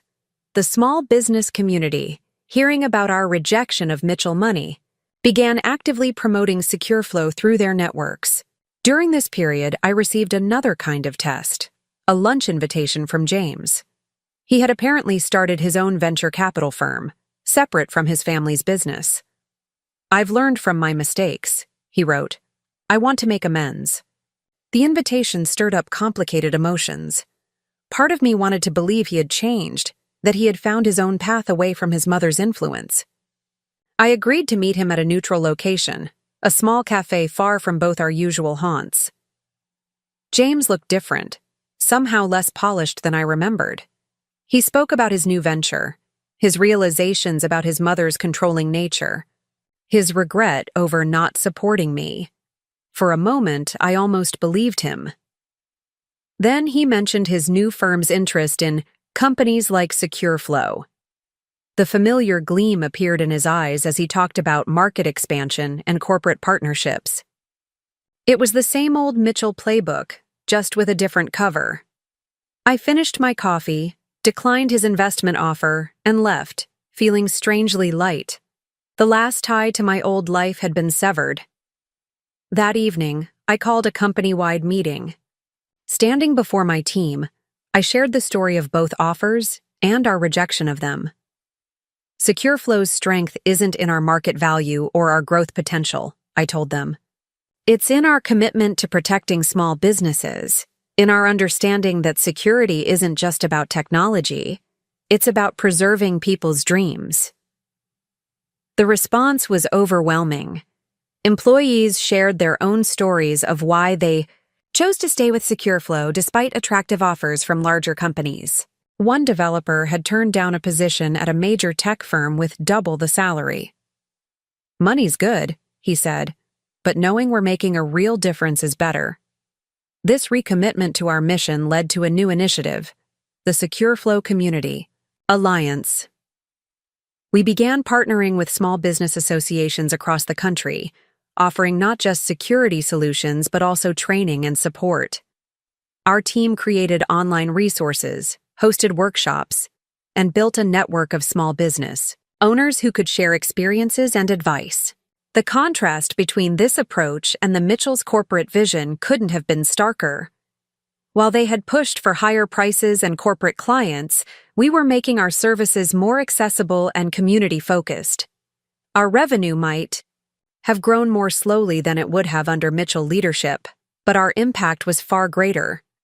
Standing my ground against the Mitchells' repeated attempts to regain control had strengthened me, but it had also taught me valuable lessons about the nature of power and influence. During a particularly busy week, as I reviewed our latest client success stories, I received an unexpected message from Barbara's former assistant, Angela. "You need to know something," her message read.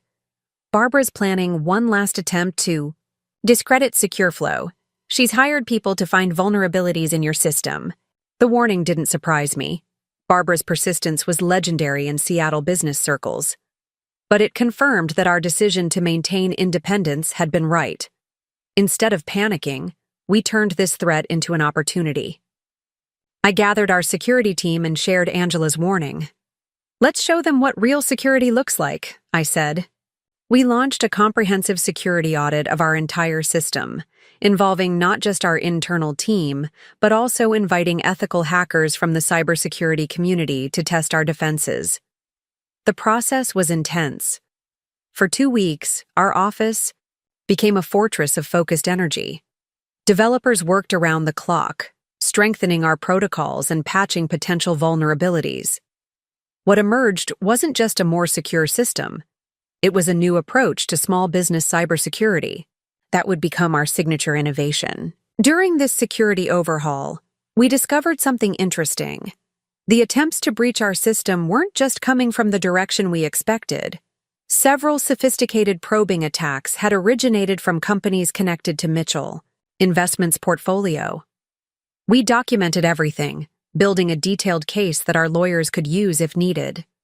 Rachel, who had been monitoring the attack patterns, made an astute observation.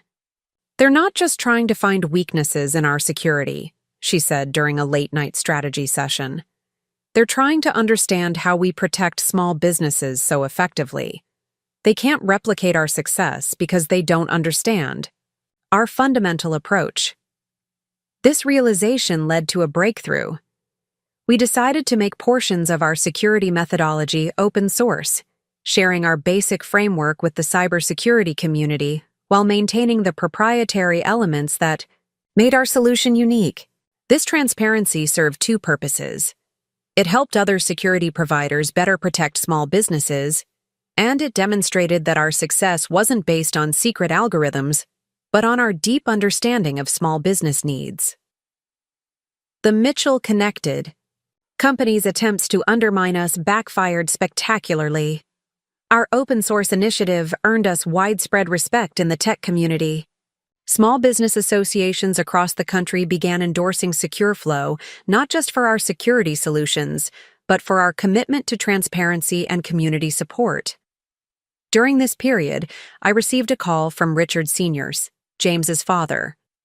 He wanted to meet privately, away from Barbara's influence. Over coffee at a small diner outside the city, he shared something surprising. "Barbara's actions have torn this family apart," he said wearily. "Catherine barely speaks to her mother anymore, and James. Well, James is finally beginning to question everything he was taught about business." Richard's words made me reflect on the true cost of Barbara's ruthless approach to business. The Mitchell family's wealth and influence had come at the price of genuine relationships and ethical integrity. In trying to maintain control, Barbara had lost what mattered most, the trust and respect of her own family. This conversation strengthened my resolve to build a different kind of company culture at SecureFlow. We implemented a family-first policy, ensuring that our employees could balance work with their personal lives. We encouraged team members to bring their whole selves to work, including their connections to small businesses and their communities. The results were remarkable. Employee satisfaction soared, and our retention rate became one of the highest in Seattle's tech sector. More importantly, our team's personal connections to small businesses continued to drive innovation in ways that our competitors couldn't match. As if to validate our approach, we received an unexpected honor. The Small Business Administration selected SecureFlow for their annual Innovation in Business Protection Award. The ceremony would be held in Washington, D.C., and several of our small business clients would be there to share their success stories. The personal transformation I experienced during this period was profound. Where I had once measured success by the approval of others, particularly the Mitchells, I now found validation in the real-world impact of our work. This shift became crystal clear during my keynote speech at the Small Business Administration Awards ceremony in Washington, D.C. Standing at the podium, looking out at an audience filled with small business owners and entrepreneurs, I shared not just SecureFlow's story, but the larger message it represented. True security isn't just about protecting data I told them. It's about protecting dreams, protecting legacies, protecting the very foundation of our communities. In the audience, I spotted Ellen Martinez, our first client, who had flown in specially for the ceremony. Her bookstore had grown from a single location to 3 stores across Seattle, all protected by SecureFlow's systems. Next to her sat other business owners whose stories had become intertwined with ours. The food truck owner who helped us develop our mobile security solution, the family pharmacist who was our first scholarship recipient, and dozens more. After the ceremony, during the reception, I found myself surrounded by entrepreneurs sharing their stories of resistance against corporate pressure. A woman who owned a chain of local coffee shops had fought off numerous takeover attempts. Third-generation hardware store owner had maintained independence despite aggressive competition from national chains.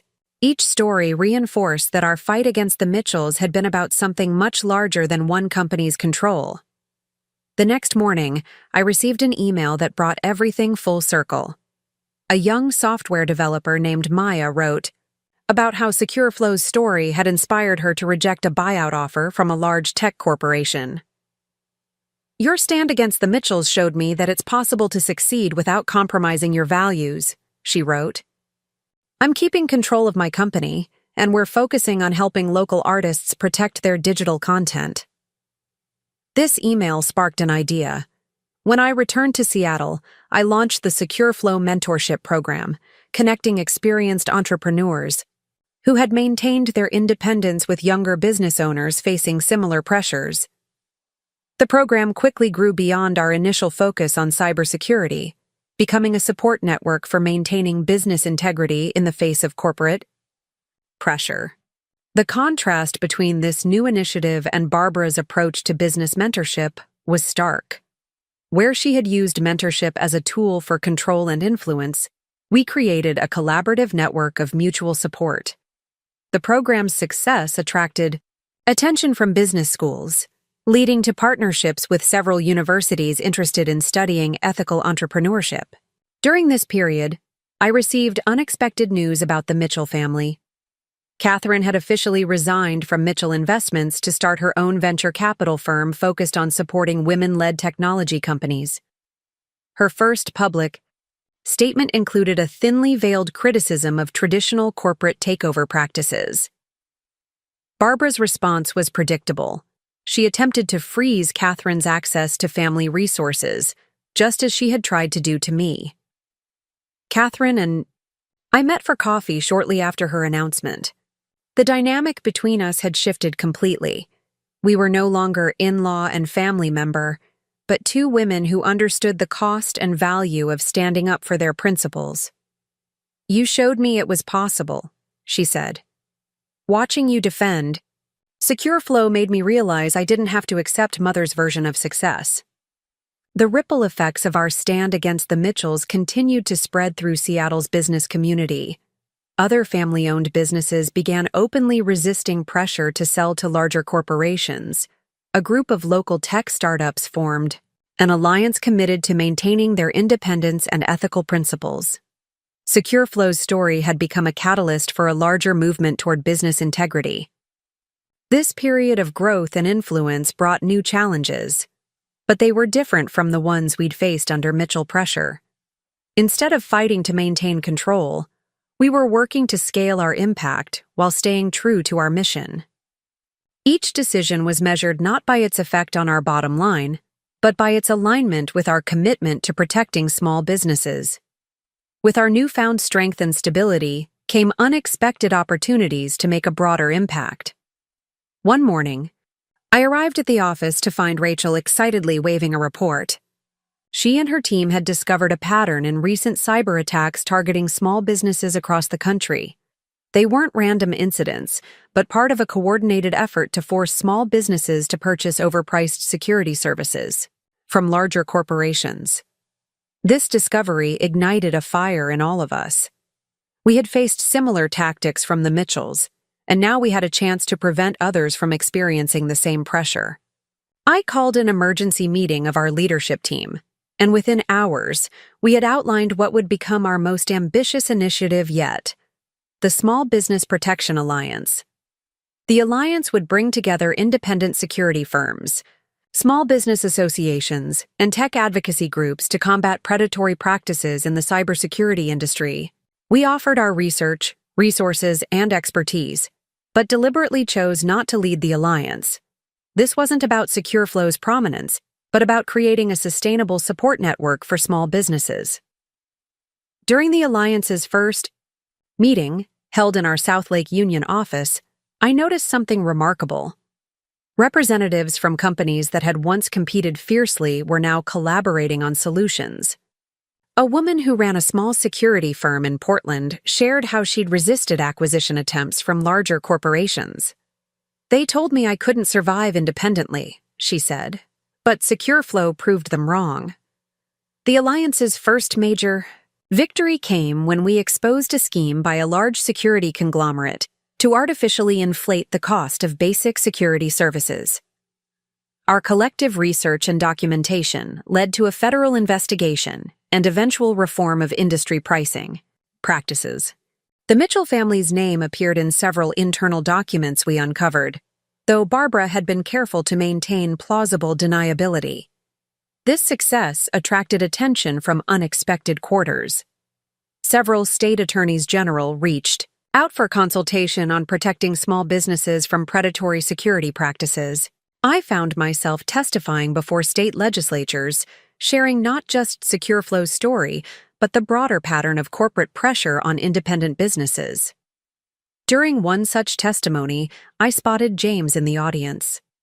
He had lost the polished look I remembered, appearing more thoughtful and subdued. Later, I learned he had started working with small business advocacy groups, perhaps trying to redeem himself from his role in his mother's schemes. While I couldn't forget the past, I felt a quiet satisfaction in seeing this change. The alliance's work led to a fundamental shift in how we approached security at SecureFlow. Beyond just protecting individual businesses, we began developing tools and protocols for community-wide security networks. Small businesses in the same neighborhood could share threat intelligence and resources, creating a collective defense system that was both more effective and more affordable than traditional corporate solutions. Our development team, inspired by this community approach, created what we called the Digital Neighborhood Watch, a collaborative security platform that allowed small businesses to protect each other while maintaining their independence. The system was a perfect embodiment of everything we had learned through our struggles with the Mitchells. Strength comes not from size or control, but from cooperation and shared values. During the platform's beta testing, we worked with a group of family-owned businesses in Seattle's International District. Watching these diverse businesses, from traditional herbal medicine shops to modern fusion restaurants, work together to protect their digital assets was incredibly moving. They understood something the Mitchells never had. True security comes from community, not control. The success of these initiatives brought validation in an unexpected form. Several business schools began using SecureFlow as a case study in ethical business practices and community-based security solutions. I was invited to give guest lectures, sharing not just our technical innovations, but the philosophical principles that drove our success. The major breakthrough came during a routine security audit of our systems. Our team discovered a unique pattern in how small businesses were being targeted by cybercriminals.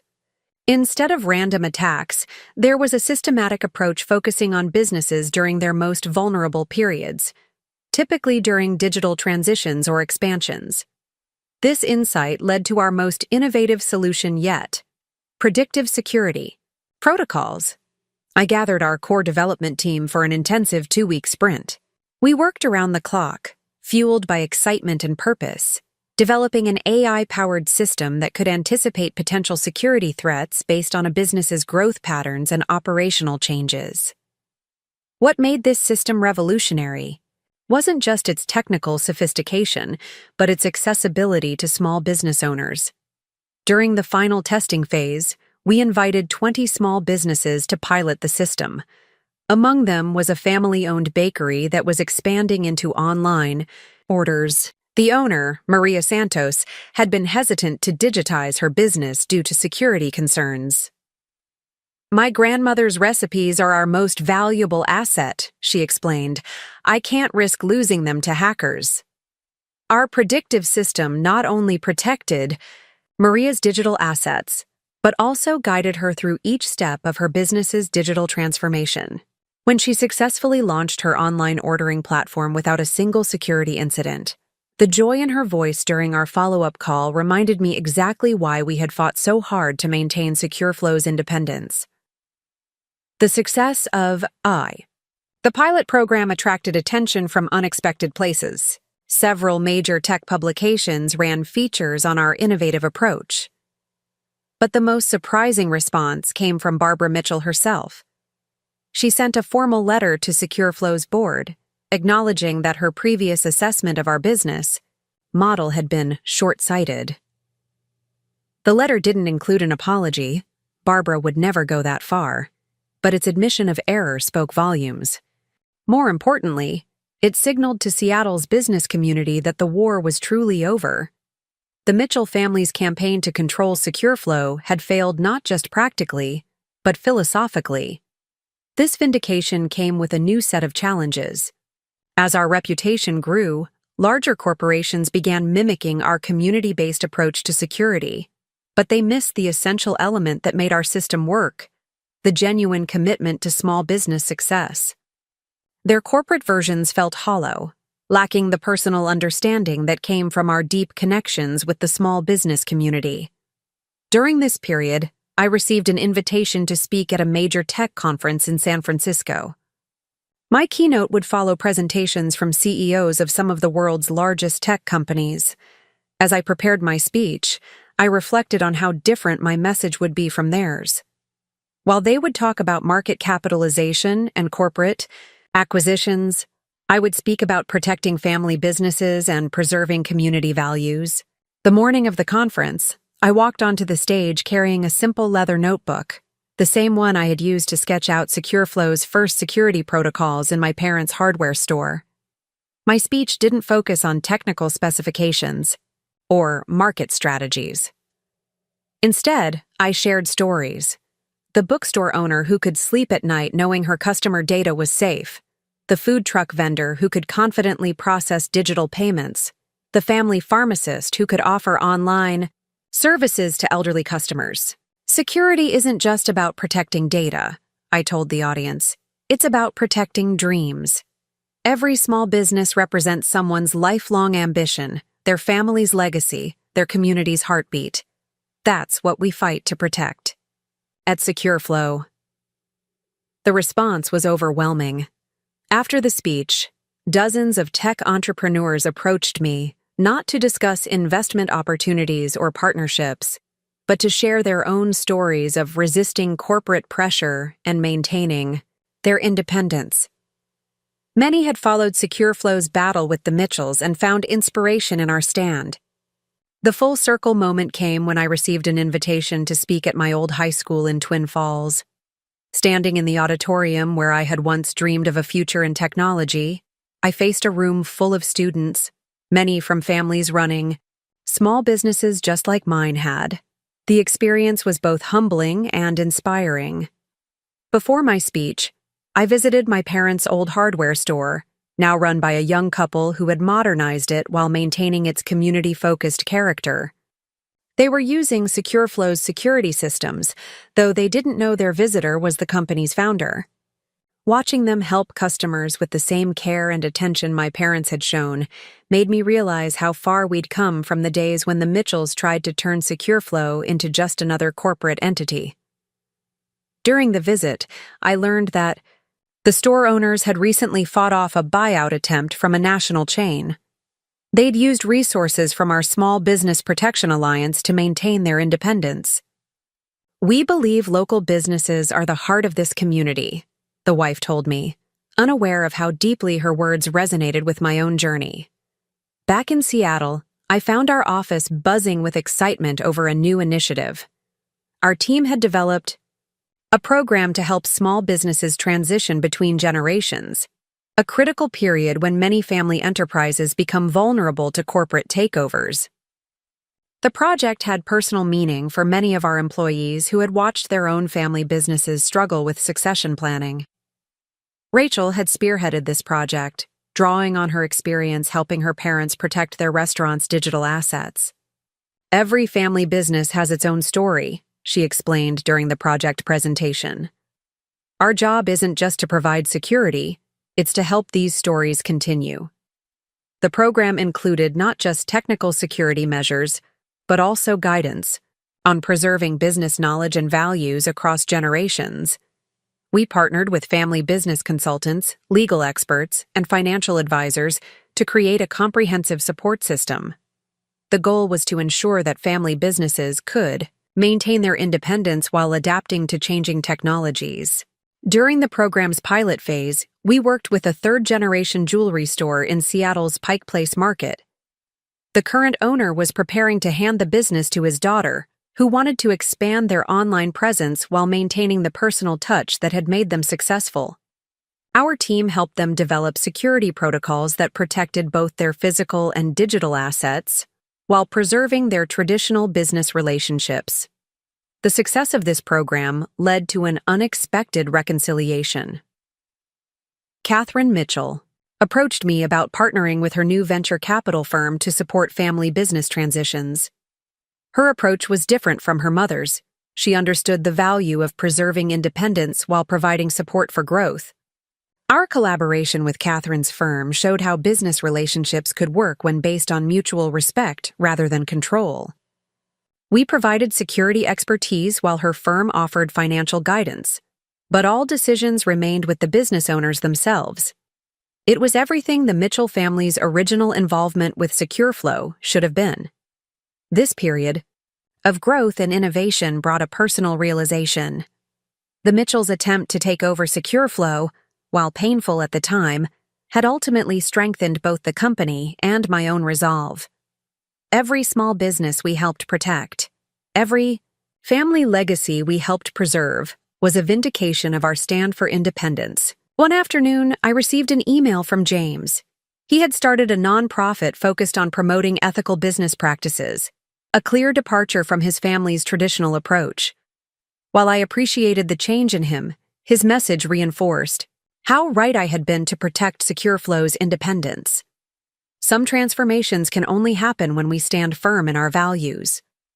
The most satisfying moments came from unexpected sources.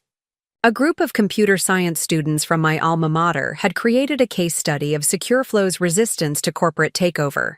Their professor invited me to speak to the class, where I found young entrepreneurs eager to learn how to build businesses that balanced profit with purpose.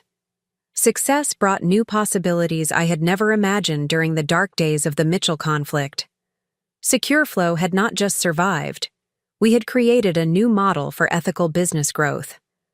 Our revenues had tripled since breaking free from the Mitchell influence, but more importantly, we had protected over 10,000 small businesses across the country. One morning, I arrived at the office to find an unexpected visitor, Richard. Senior-eyed, looking noticeably aged but more relaxed than I'd ever seen him. He had officially retired from Mitchell Investments and wanted to share something important. "I've been watching what you've built," he said, settling into a chair in my office. "It's what I always wanted our family business to be, something that helps others succeed rather than consuming them." His words carried the weight of decades of regret. He shared stories of other entrepreneurs Barbara had pushed out over the years of promising businesses that had lost their soul under Mitchell control. "But you," he said, his eyes bright, "you showed there's another way. You've inspired a whole new generation of business leaders." This conversation led to an innovative partnership. Richard Sr. had maintained connections with numerous businesses that had sold to Mitchell Investments over the years. Many of them wanted to regain their independence but lacked the resources and support to do so. Together, we created the Business Restoration Fund, helping these companies restructure and return to independent ownership. The fund's first success story was a local coffee roasting company that had sold to the Mitchells 5 years earlier. Under corporate control, they had lost their community focus and quality had suffered. With our help, the original owner's daughter repurchased the business and restored its commitment to sustainable, local coffee sourcing. Within 6 months, their customer base had doubled. During this period, SecureFlow's innovation continued to evolve. Our development team, inspired by the Business Restoration Fund's mission, created specialized security tools for companies transitioning back to independent ownership. These tools protected not just their digital assets, but also their customer relationships and business processes during the crucial transition period. The impact of our work extended beyond individual businesses. We began seeing entire neighborhoods revitalize as local businesses regained their independence and community focus. In Seattle's Ballard district, a group of restored businesses formed a mutual support network, sharing resources and knowledge while maintaining their unique identities. One particularly meaningful project involved helping a family pharmacy chain reclaim its independence from a national corporation. The owner's grandfather had started the business in the 1950s, and watching the current generation restore its community-focused approach brought everything full circle. They became one of our strongest advocates, sharing their story with other businesses facing similar pressures. Our success attracted attention from business schools and economists studying alternative models of corporate growth.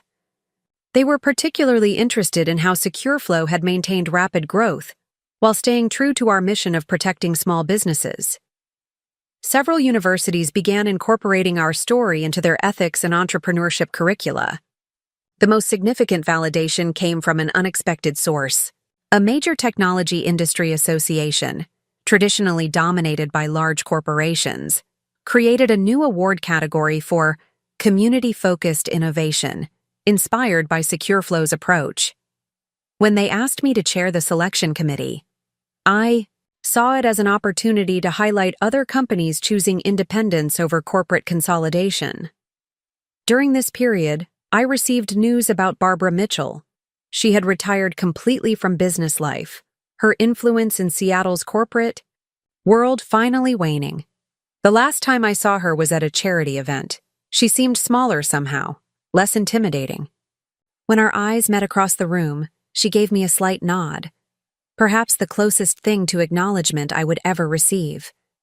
The contrast between her legacy and what we had built at SecureFlow couldn't have been clearer. While the Mitchell empire had been built on accumulating control, we had created success by empowering others to maintain their independence. Our growth hadn't come at the cost of others' dreams. It had helped those dreams flourish.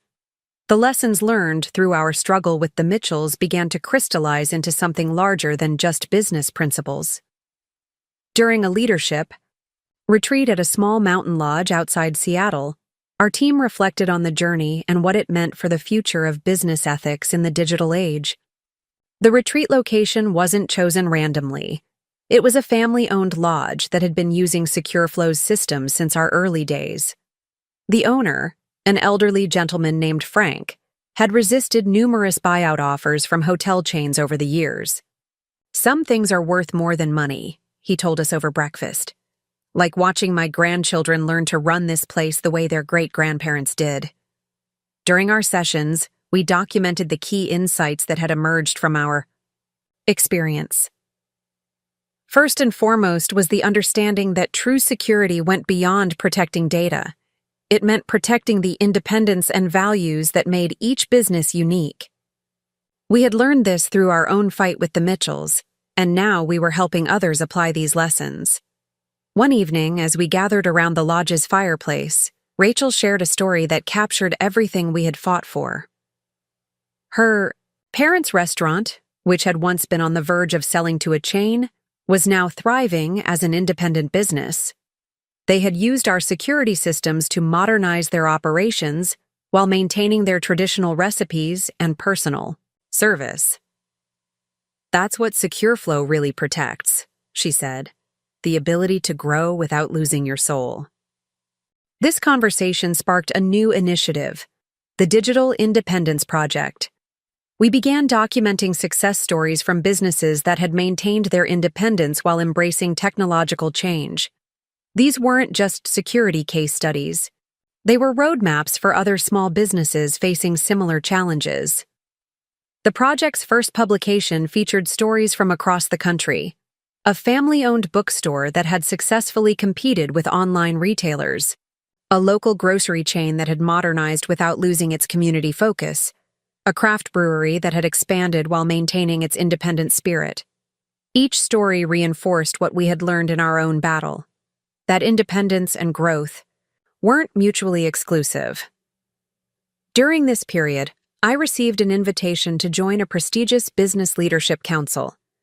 Years ago, under Mitchell influence, I would have seen this as validation. Now, I recognized it as an opportunity to advocate for small business protection at a higher level. At my first council meeting, I challenged the assumption that corporate consolidation was inevitable in the digital age. Our experience had shown that there was another path. Through the Digital Independence Project, we were proving that small businesses could thrive in the modern economy while maintaining their unique character. The key was providing them with the right tools and support, exactly what the Mitchells had tried to prevent us from doing. The project's impact spread beyond our initial expectations. Business schools began incorporating our case studies into their curricula. Policymakers consulted our research when developing small business protection regulations. Even former Mitchell allies reached out to learn more about our approach to sustainable, independent growth. One particularly meaningful moment came when a young entrepreneur approached me after a conference presentation. She had been pressured to sell her startup to a larger corporation, but had resisted after reading about SecureFlow's story. "You showed me that standing your ground isn't just about being stubborn," she said. "It's about protecting something valuable." These interactions reinforced the broader significance of our stand against the Mitchells. We hadn't just protected one company's independence. We had helped create a framework for others to do the same. The Digital Independence Project became a resource for businesses at every stage of growth, from small startups to established family enterprises facing succession challenges. Our team continued to innovate, developing new security solutions, specifically designed for independent businesses. But more importantly, we maintained the perspective that had emerged from our own struggle, that technology should enable independence, not force consolidation. 5 years have passed since that fateful Easter lunch where the Mitchells tried to seize control of SecureFlow.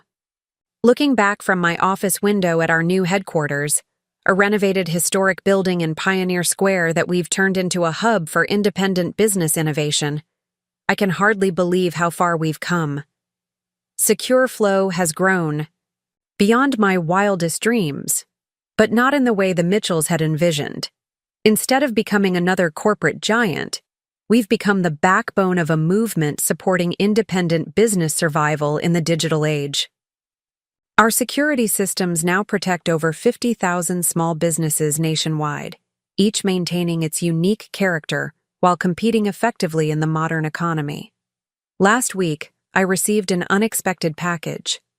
Inside was a handwritten letter from Barbara Mitchell. Her words were careful, measured, but carried an unmistakable tone of acknowledgement. "You proved me wrong," she wrote. "The success you've achieved while maintaining your principles has made me question everything I believed about business." Coming from Barbara, this was as close to an apology as one could expect. The timing of her letter was peculiar, arriving just as we launched our most ambitious project yet, the Small Business Digital Independence Institute. The institute, housed in our headquarters building, serves as both a training center and a think tank, helping small businesses navigate the challenges of digital transformation while maintaining their independence. During the institute's opening ceremony, I looked out at the audience and saw faces that told the story of our journey. Ellen Martinez, our first client, now running a successful chain of independent bookstores. Rachel Chen, who had stood by me during the darkest days, now heading our innovation department.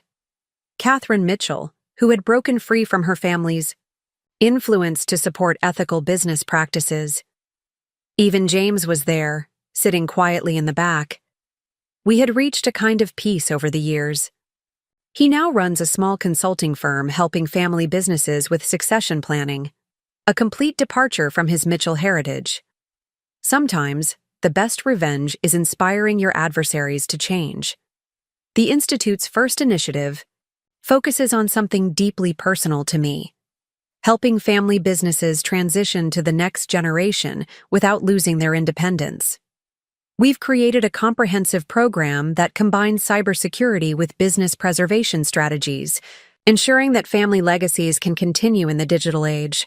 Looking around my office, I see reminders of our journey everywhere. The framed email from that Spokane bookstore owner, the whiteboard where we planned our defense against the Mitchell takeover, a photo of our team celebrating our first major contract after breaking free. But my favorite item is a simple plaque on my desk that reads, "Independence is not the absence of connection, but the presence of choice."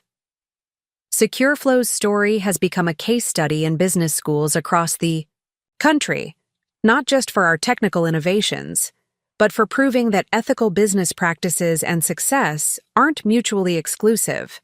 We've shown that standing firm for your principles, even in the face of overwhelming pressure, can lead to a different kind of growth, one that lifts up an entire community. Today, when I mentor young entrepreneurs, I share not just the story of our triumph over the Mitchells, but the deeper lessons we learned about how true security isn't just about protecting data, but about preserving the heart and soul of independent businesses. About how success doesn't have to come at the cost of your values. About how sometimes the hardest challenges lead to the most meaningful victories. As I write these final thoughts, I'm preparing for a meeting with a group of small business owners facing similar pressures to what we faced. Their stories are different, but the core challenge is the same: maintaining independence in a world that increasingly pushes for consolidation and control.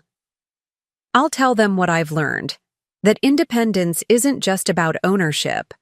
It's about the freedom to stay true to your values, to serve your community in your own way, to write your own story. The Mitchells taught me this lesson, though not in the way they intended. Their attempt to take control of SecureFlow didn't weaken us. It showed us exactly who we were and what we were fighting for. And that fight continues, not just for SecureFlow, but for every independent business trying to maintain its unique character in an increasingly homogenized world. Our story isn't just about winning against corporate takeover. It's about proving that there's another way to succeed, one that preserves the dreams and values that make each business special.